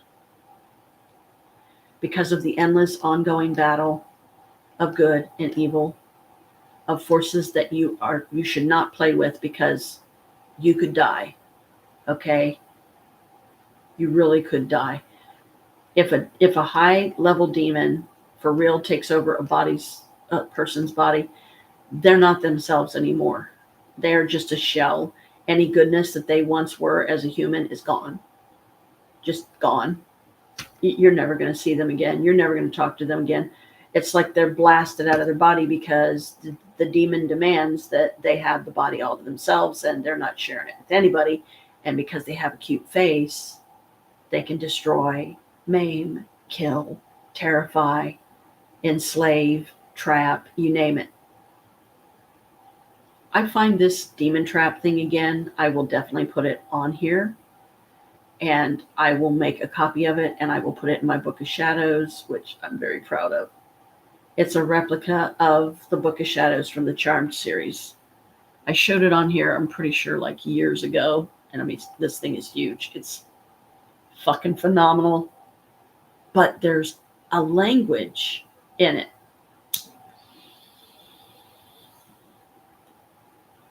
Some of the pages that have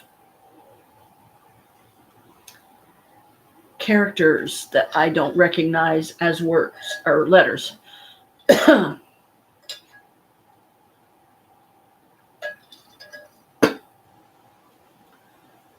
Okay, gotta go easy on that because yeah, this is definitely good stuff.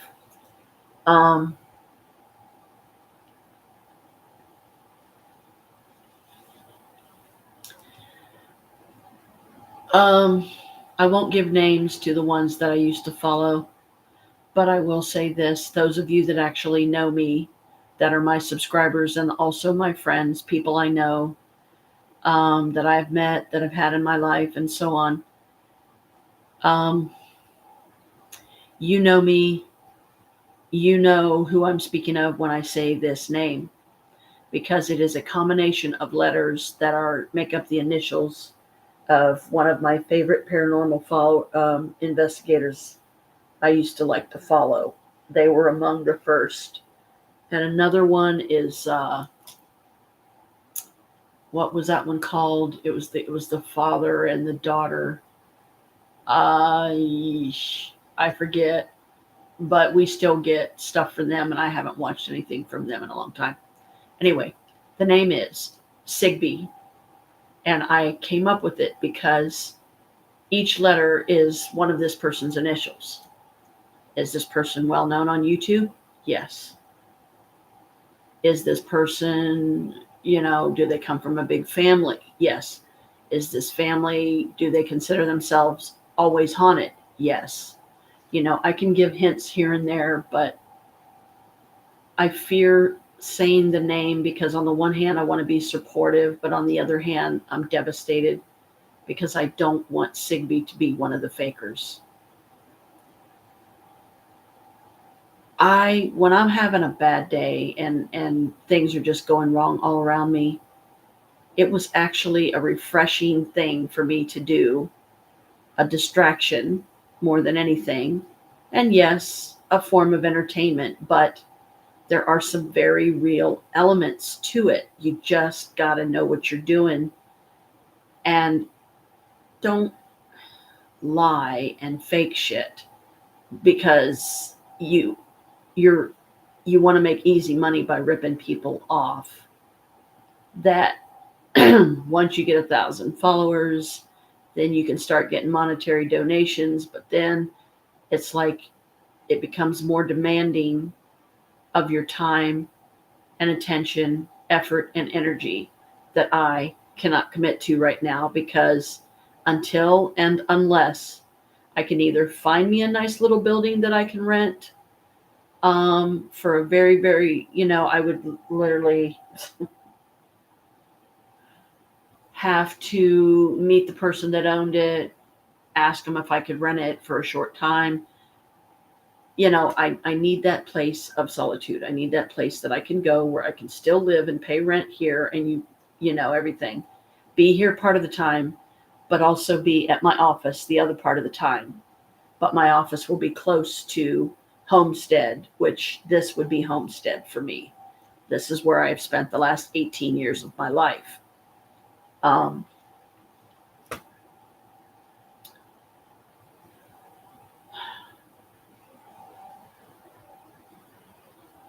I used to love watching those investigators, and then Chris being who he is and being the critic that he is and being the Virgo that he is.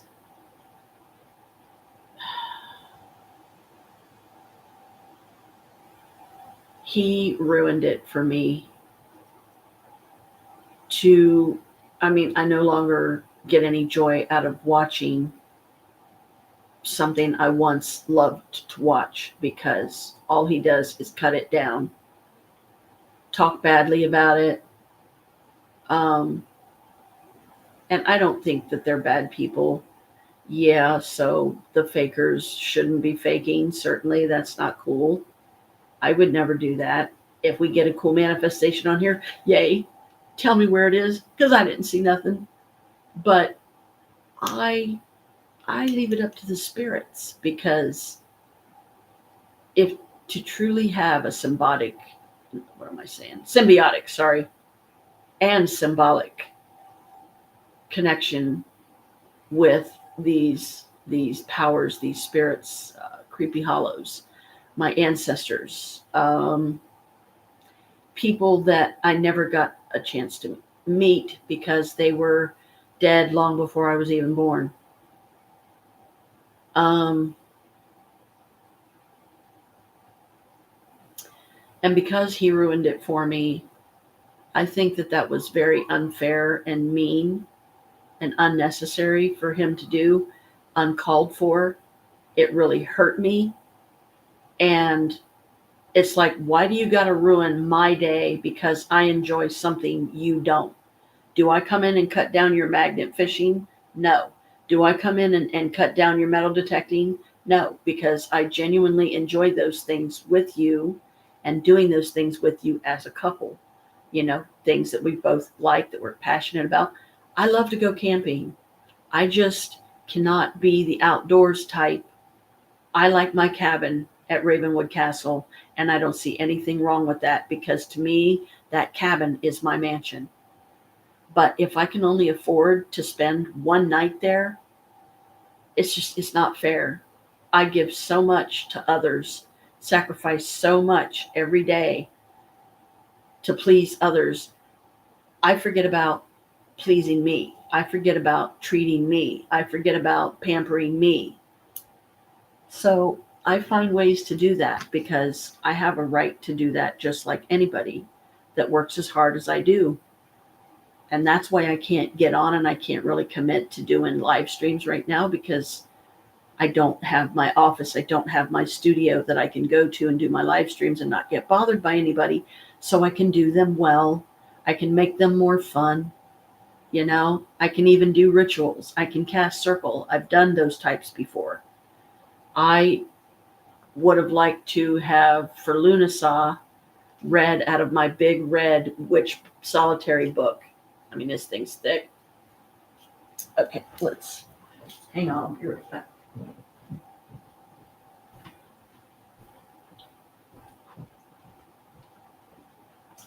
Wish I had somewhere else I could put this. Be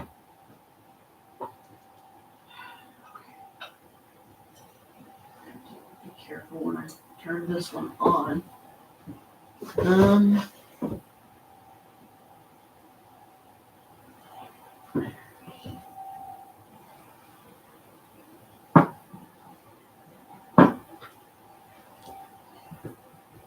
Chris got that for me. While I'm over here, let me get this stuff picked up. Ow! My moonstone just fell out of my top and landed on my toe. That hurt. All right. I hate when like I said, klutzy days. I hate them. All right. But this crystal sphere's got some weight to it, so I guess it's its way of saying, you need to hold me for a while now in your hand. It's like, okay. Oh, excuse me. But,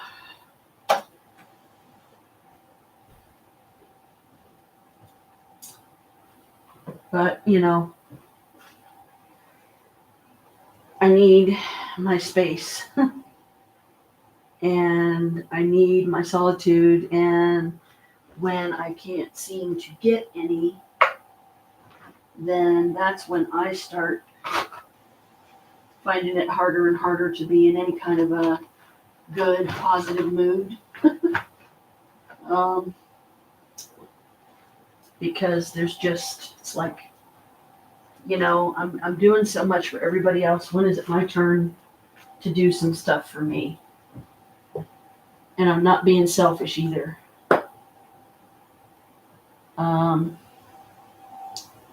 What the hell? How did that get in there?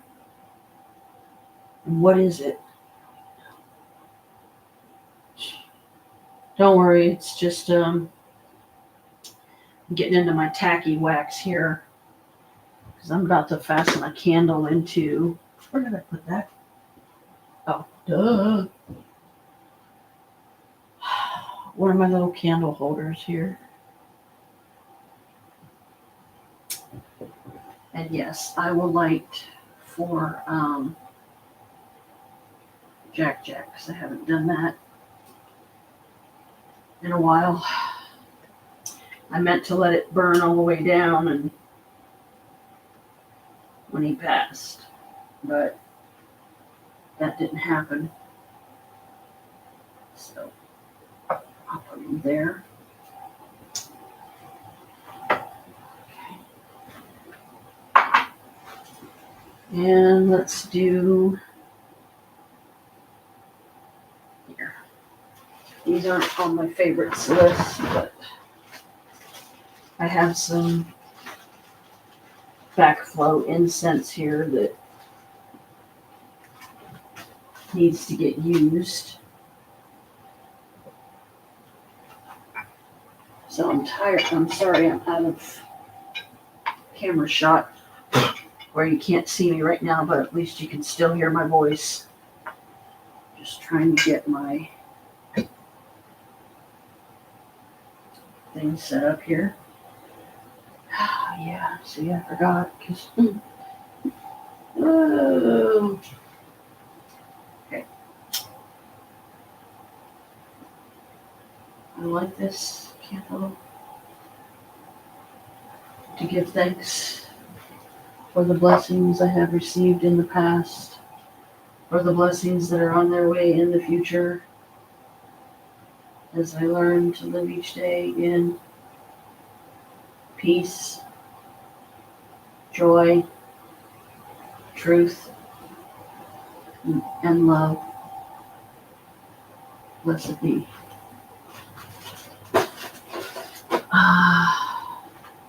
Okay, what else am I doing? Hang on, guys, give me a minute. Like I said, I get so behind that sometimes I forget. Oh, wow, when was the last time I did that?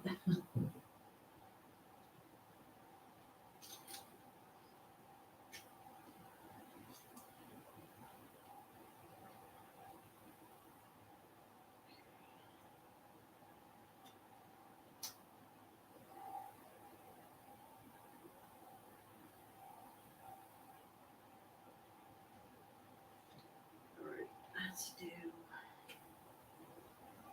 I think this is the. Whoops! Is this the royal one? Yep. Any more? Nope, I think this is the last one. I have an altar over here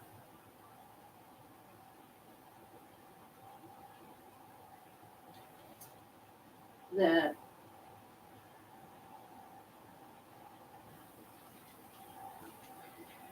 sorry, I gotta tear up the box. It's easier to dispose of. And I've got trash and I'm forgetting a bunch of stuff because I get so behind and then I forget other stuff and it's like, oh crap.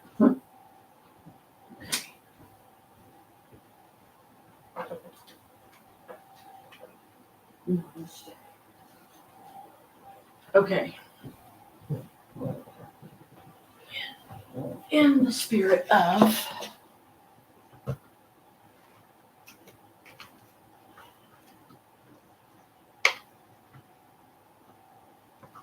making things fun, whimsical, entertaining, spontaneous, and people think I can't be spontaneous because I'm Capricorn. Wrong. Okay. This is my replica of the Book of Shadows from the Charmed series. It's a very big, heavy, thick book. And this is some of the letters it has in it that I wonder if it's actually an ancient language or if you could convert it to English, you would be able to use it. DESCRIUI is the first word. In prima tuta la aqua in ciascuno suo moto di poi descrui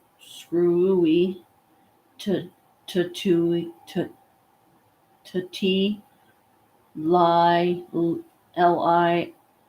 swa fondi le lor materi sempre alligando le prepositioni delle delle predet QACQUE fia bu ono ordine che ultra meti li opera cereb confusa I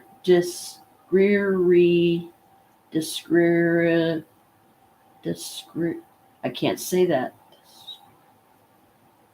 Descriui. Tute le figure che fa la aqua dalla sua magagor alla sua manora onda e le lor cause. What did I just do? I hope it wasn't anything bad. Protective circle. But these are some of the languages in this book that I'm like, huh? Is this really a language, or did somebody just make this up to make it look good? Hello, Kalika. Like here we have, now I don't remember them ever showing this in the series, because I have the Charmed series. Here on this page, it says Spirit Eater, classification, demon, method, lures victims to destruction with the help of a human familiar, see Maslin. Spirit extractor, classification, demon, method, rips souls from human victims, rendering victims suggestible to demon's will. Spirit killer, classification, dark lighter, method, forces good souls into suicide through telepathic suggestion. Very dangerous. Spirit mover, classification, ghost, method, intercepts those spirits moving through the astral plane and bends them to their own dark purpose. Hello, Kalika. Okay. To lure an evil spirit. Mix equal parts of mercury and acid with the blood of one of the spirit's victims.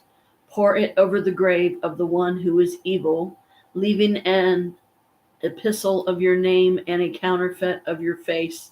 He will seek thee out forthwith.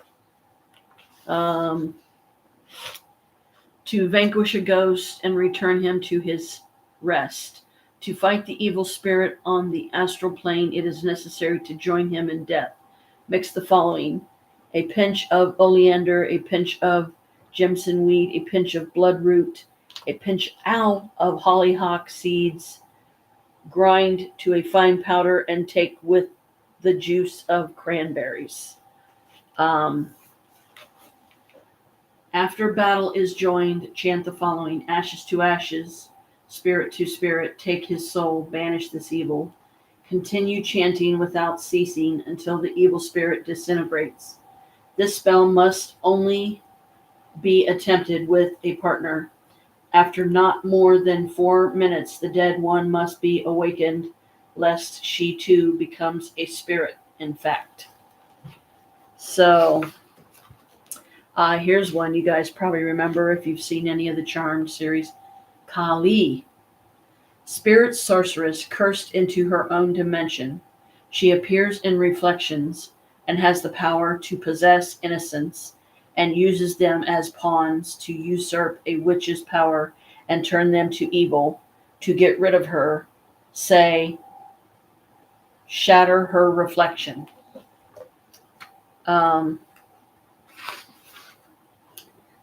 Javna feeds 1 week out of every year, stealing the life force from the young by invoking the black magic power of the evil eye to gain eternal youth. So they literally suck your life force dry. The Prophet Muhammad centuries ago used the hand of Fatima and this spell to banish Javna back to wherever the hell he came from. Evil eyes look unto thee, may thee soon extinguished be. Bend thy will to the power of 3, eye of earth, evil, and accursed. And then they got a picture of the hand of Fatima, which Prue gets on her hand, but you see like the spirit basically version of it. But it has the power. Here's what's his name? Demon of Fear that has to come back and kill 13 witches one every night for 13 nights at the stroke of midnight. Fear amplification. So this supposedly, here's sleep spell. Poppy, Yar, and Brisbane sleep to make a potion for potent sleep. So Poppy, Yar, and Brisbane steep to make a potion for potent sleep. Got it. So Poppy, Yar, and Brisbane. I'll have to try that sometime. The collector, he's the one that would turn people into clay. Made the golem. Tempest, the devil's sorcerer, manipulator of time, serving only his will, always, always for evil's gain. Remove him from the time he's in. Here's Maslin, a hellspawn collector, a keeper of souls. Give him his due, he'll accomplish your goals. To vanquish Maslin, a potion internal to rid his foul presence. His powers infernal are killed with this essence. A collection of myrrh bark mixed with suresh, along with crushed bear root in water so fresh. Combine these together, bind them as one. Contribute crow feathers, your task is soon done. The demon must drink this to relinquish his victims. To consume this foul breath is his benediction. Foul broth is his benediction. So that's what would kill him. Past life spell.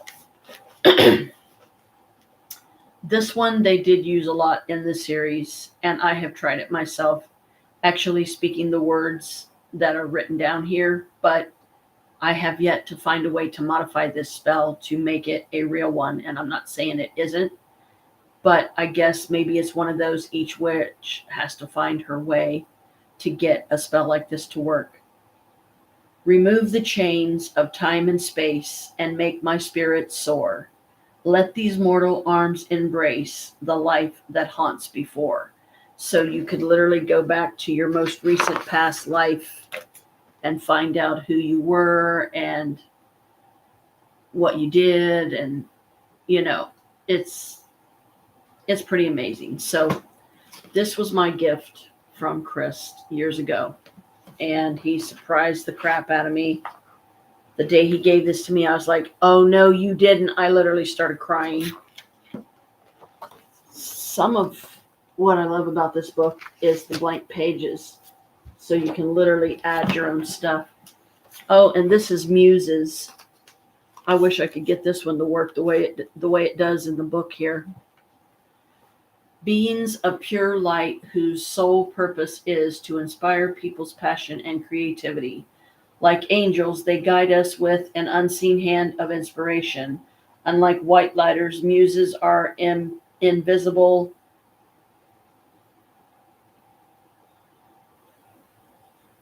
even to their charges, and can only be seen by other angelic beings. So I should be able to see a muse because I'm an ethereal celestial. Can't talk today. Dragon warlock, enchantment spell. Speak these words to enchant an object. Magic forces far and wide. Enchant these glasses, so those can't hide. Allow this witch to use therein, so she can reveal the evil within. So, it was a pretty nice gift. It was certainly a surprise, and especially when I found that what appeared to be like a language, and it's like, I'm going to convert this. I'm going to punch it into a Google search thing or something, like a app that can teach you another language, and punch some of the words in and see what the English conversion is, because sometimes they'll do that to make the book look cool, and then it's like gibberish. It's nothing. It won't do anything. Sorry, it has no power. It's convincing that it does, but it really don't.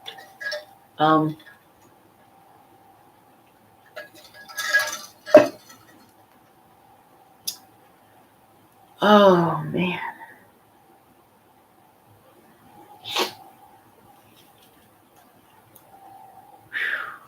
So my Magick Rock, Munita. That's what I named this rainbow sphere because I name it after my best friend Norma, aka Normia, Normia, a beautiful combination of Norma and Marie, or Norma and Maria, that my brother combined together into this absolutely beautiful name. And Monita, not Moonita, Monita, Monita. Norma's mother used to always call her Monita. And it means mother or something in Spanish, I guess, or something, I don't know. And yeah, Norma was definitely, she's a mom. She's got boys and a girl. So 2 girls and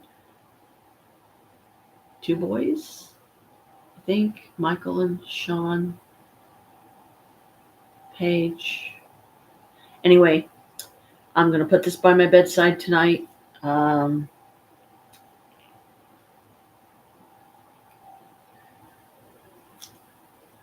What was the best thing that happened today? Thank you for the best thing that happened today.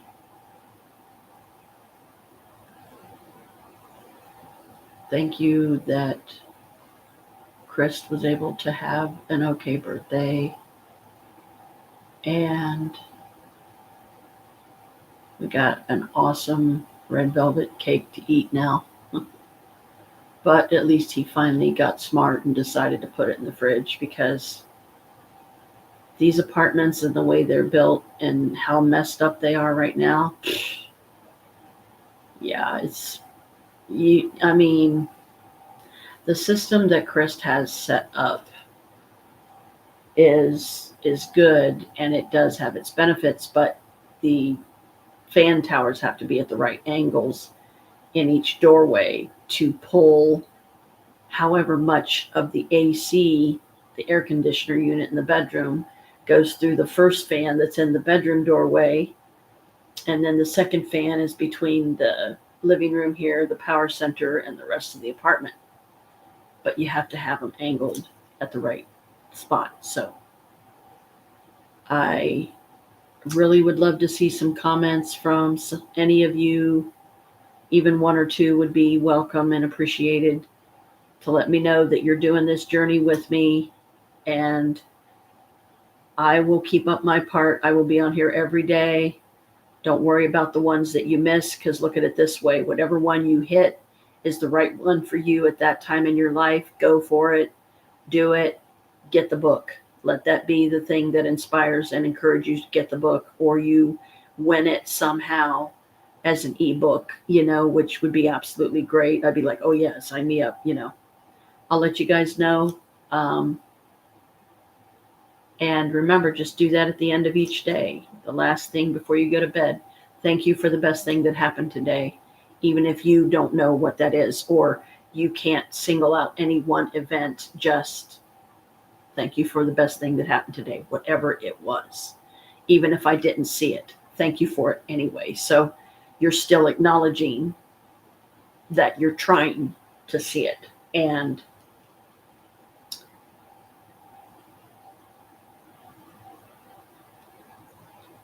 let's enjoy this journey together. I still plan on getting some support groups together at the library. I just don't know when that first day of that is going to be. I will try to put some kind of a short video or something on here, if nothing else, letting people know, hey, I'm going to be down at this library on this day at this time. Bring a packed lunch.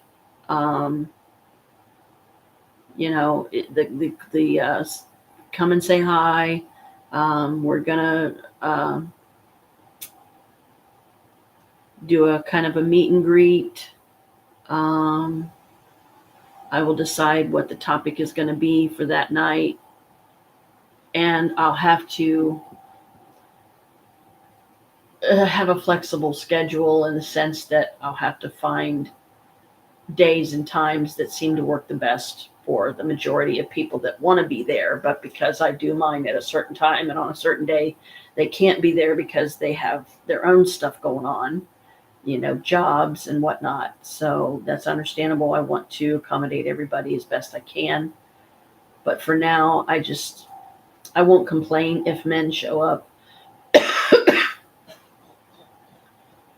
But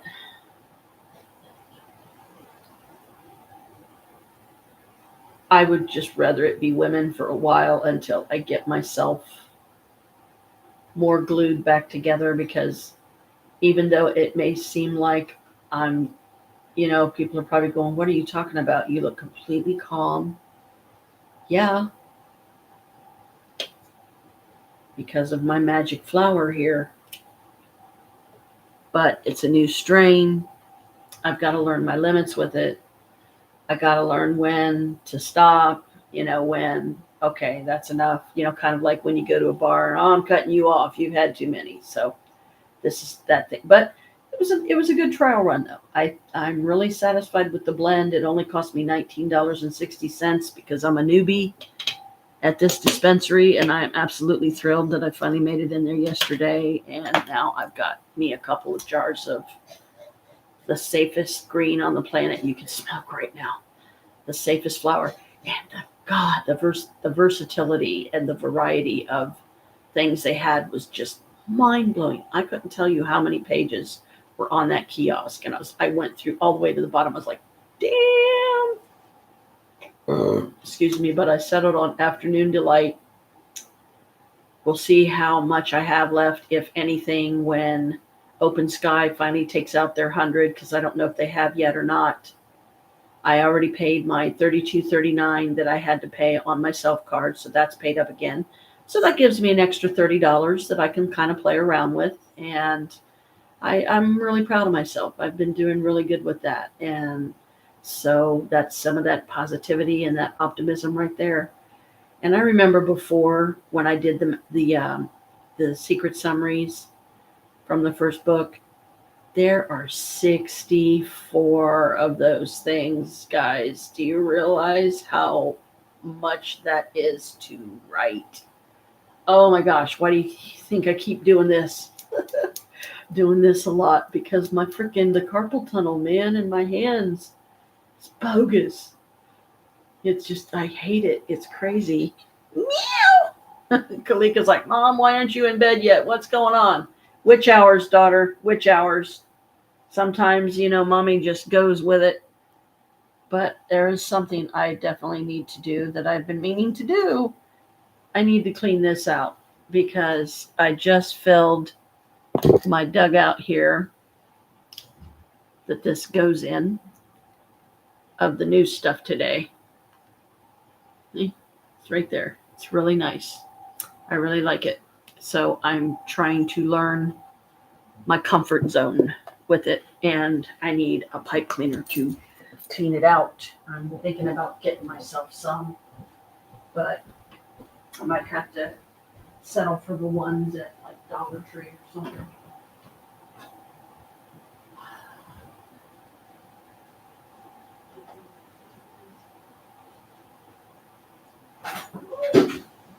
That was fun. That's the follow.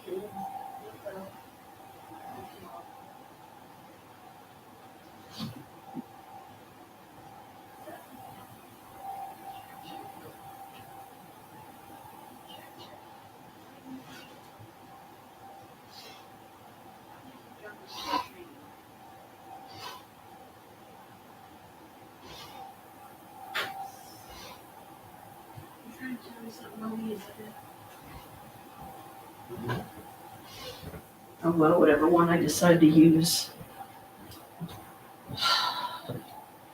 I'll replace it. Okay, Jack, what's going on, buddy?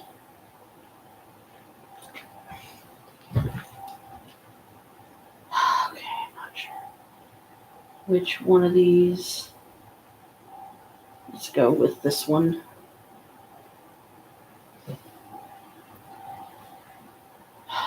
But I gotta do something.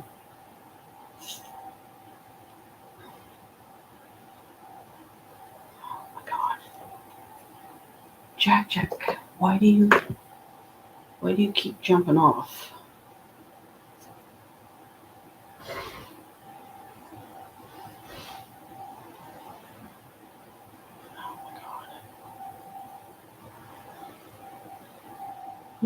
Yeah, that's what I figured. That's a lot.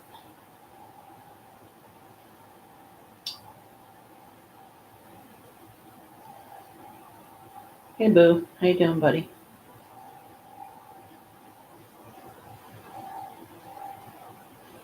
Yeah, Mommy's just trying some. Okay, I'm gonna have to. God, it's got some in it. But because of the type of cleaner this is, I don't think I'm gonna be able to get the resin off of it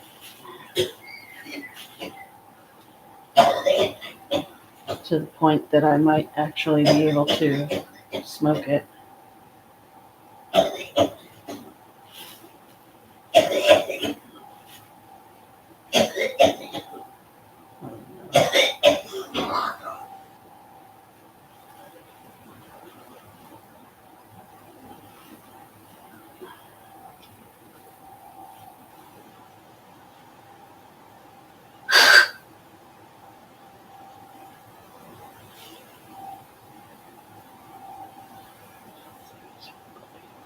That's a lot of good resin right there.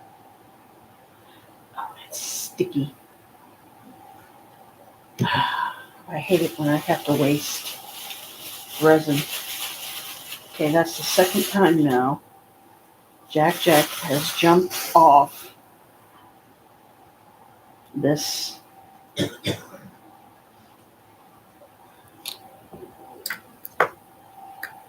Okay, is it possible?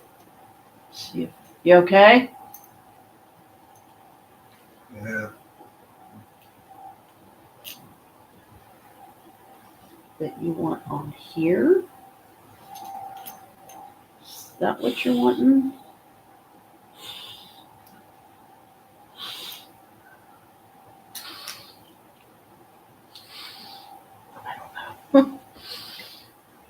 Yeah, that's the one drawback about these, sadly, is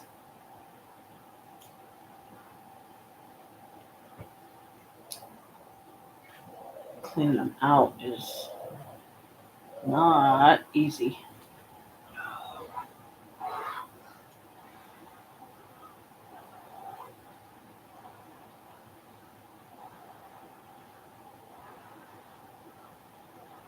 I'm sorry you're feeling bad again. I'm not feeling bad. I just need to come out for a minute and Okay. get my water.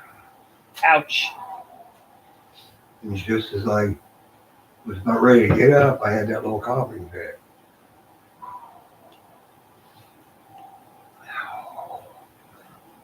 So I had to sit down there to catch my breath for a minute.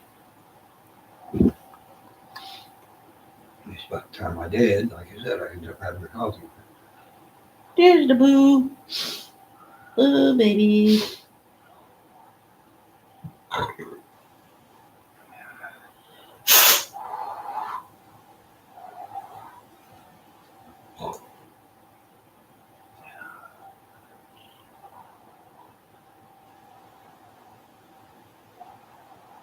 Hey, boo.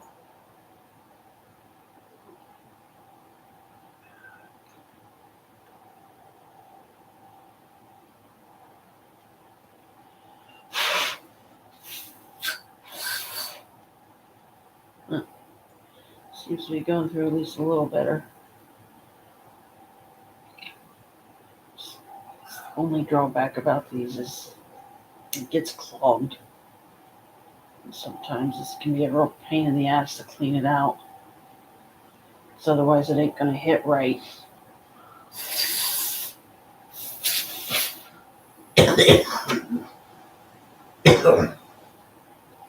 just got so much in it. It's like, oh my gosh.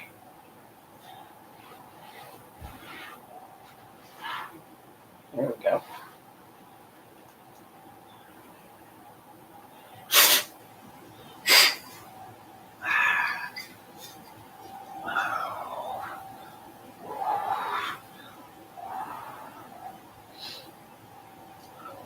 Ay, ay, ay.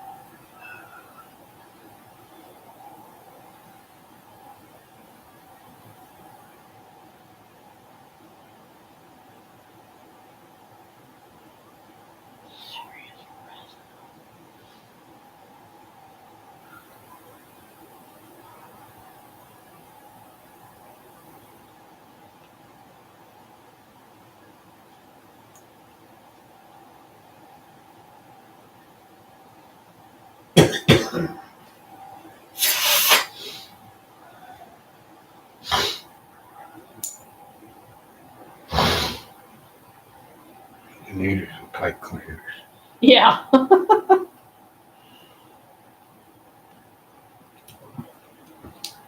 Indeed.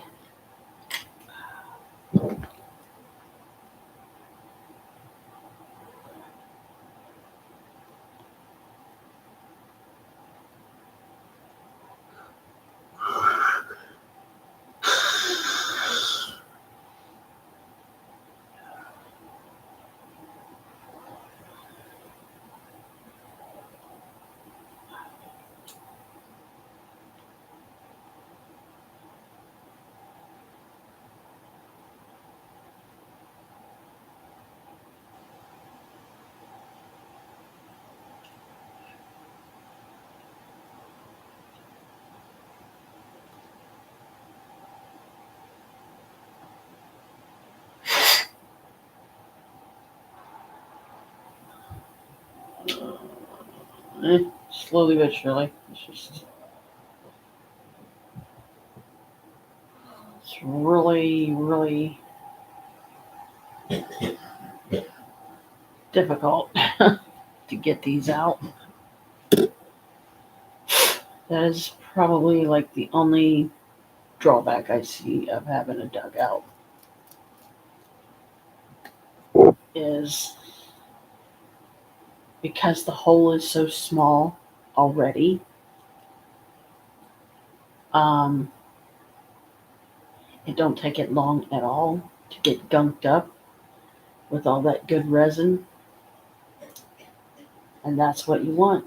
That's where the good stuff is, the resin. It's like, so I'm literally going to have to put this in boiling water for like 20 minutes or something, and hopefully it'll melt the stuff out enough that it'll be clean as a whistle again in no time. Because I like using my dugout when I go to my mom's because it looks like a cigarette. And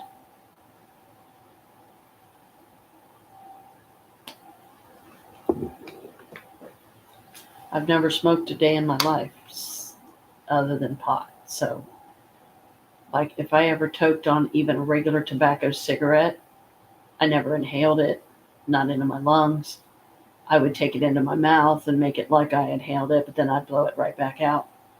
But like I said, with the vaping, I did it for the flavor. I did it for the sociality. I did it for the fact that it was the in thing at the time. A lot of people liked it and was doing it. My daughter got me into it. But when she got me into it, she was like, I think she was like 17 at the time or something like that. And this was all the way back when you had to be at least 18 before they would let you get any vaping stuff, especially if it had nicotine in it, which I did not know it had. And the first time I hit some, it was a flavor that Alicia picked that she figured she would like, but I made up a story that I was getting it for somebody as a gift, as a surprise. And I said, pick the one you think your friend will like.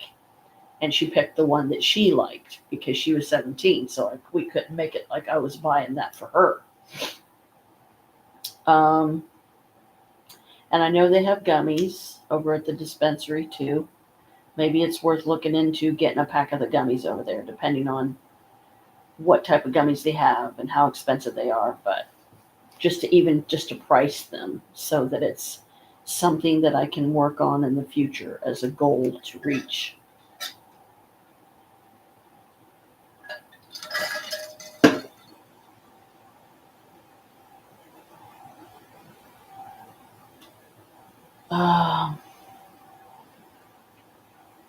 I will try to do some spirit keeping stuff on here too.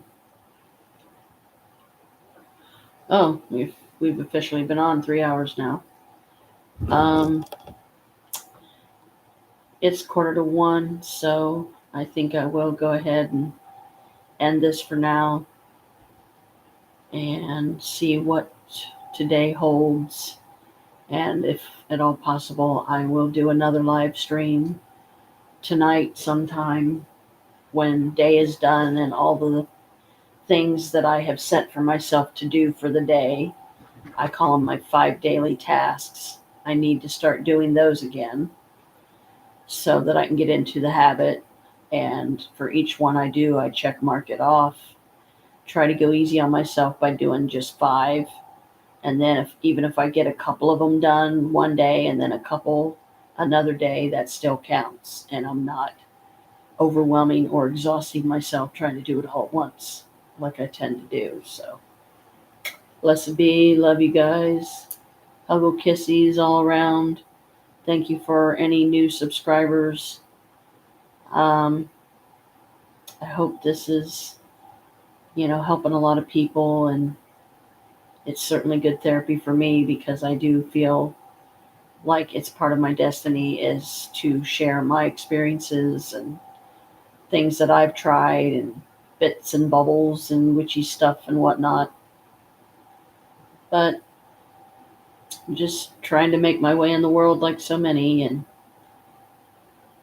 this MLM, this mail order business is going to do that for me. So it's an exciting time. Blessed be, and I will see you guys soon. Bye.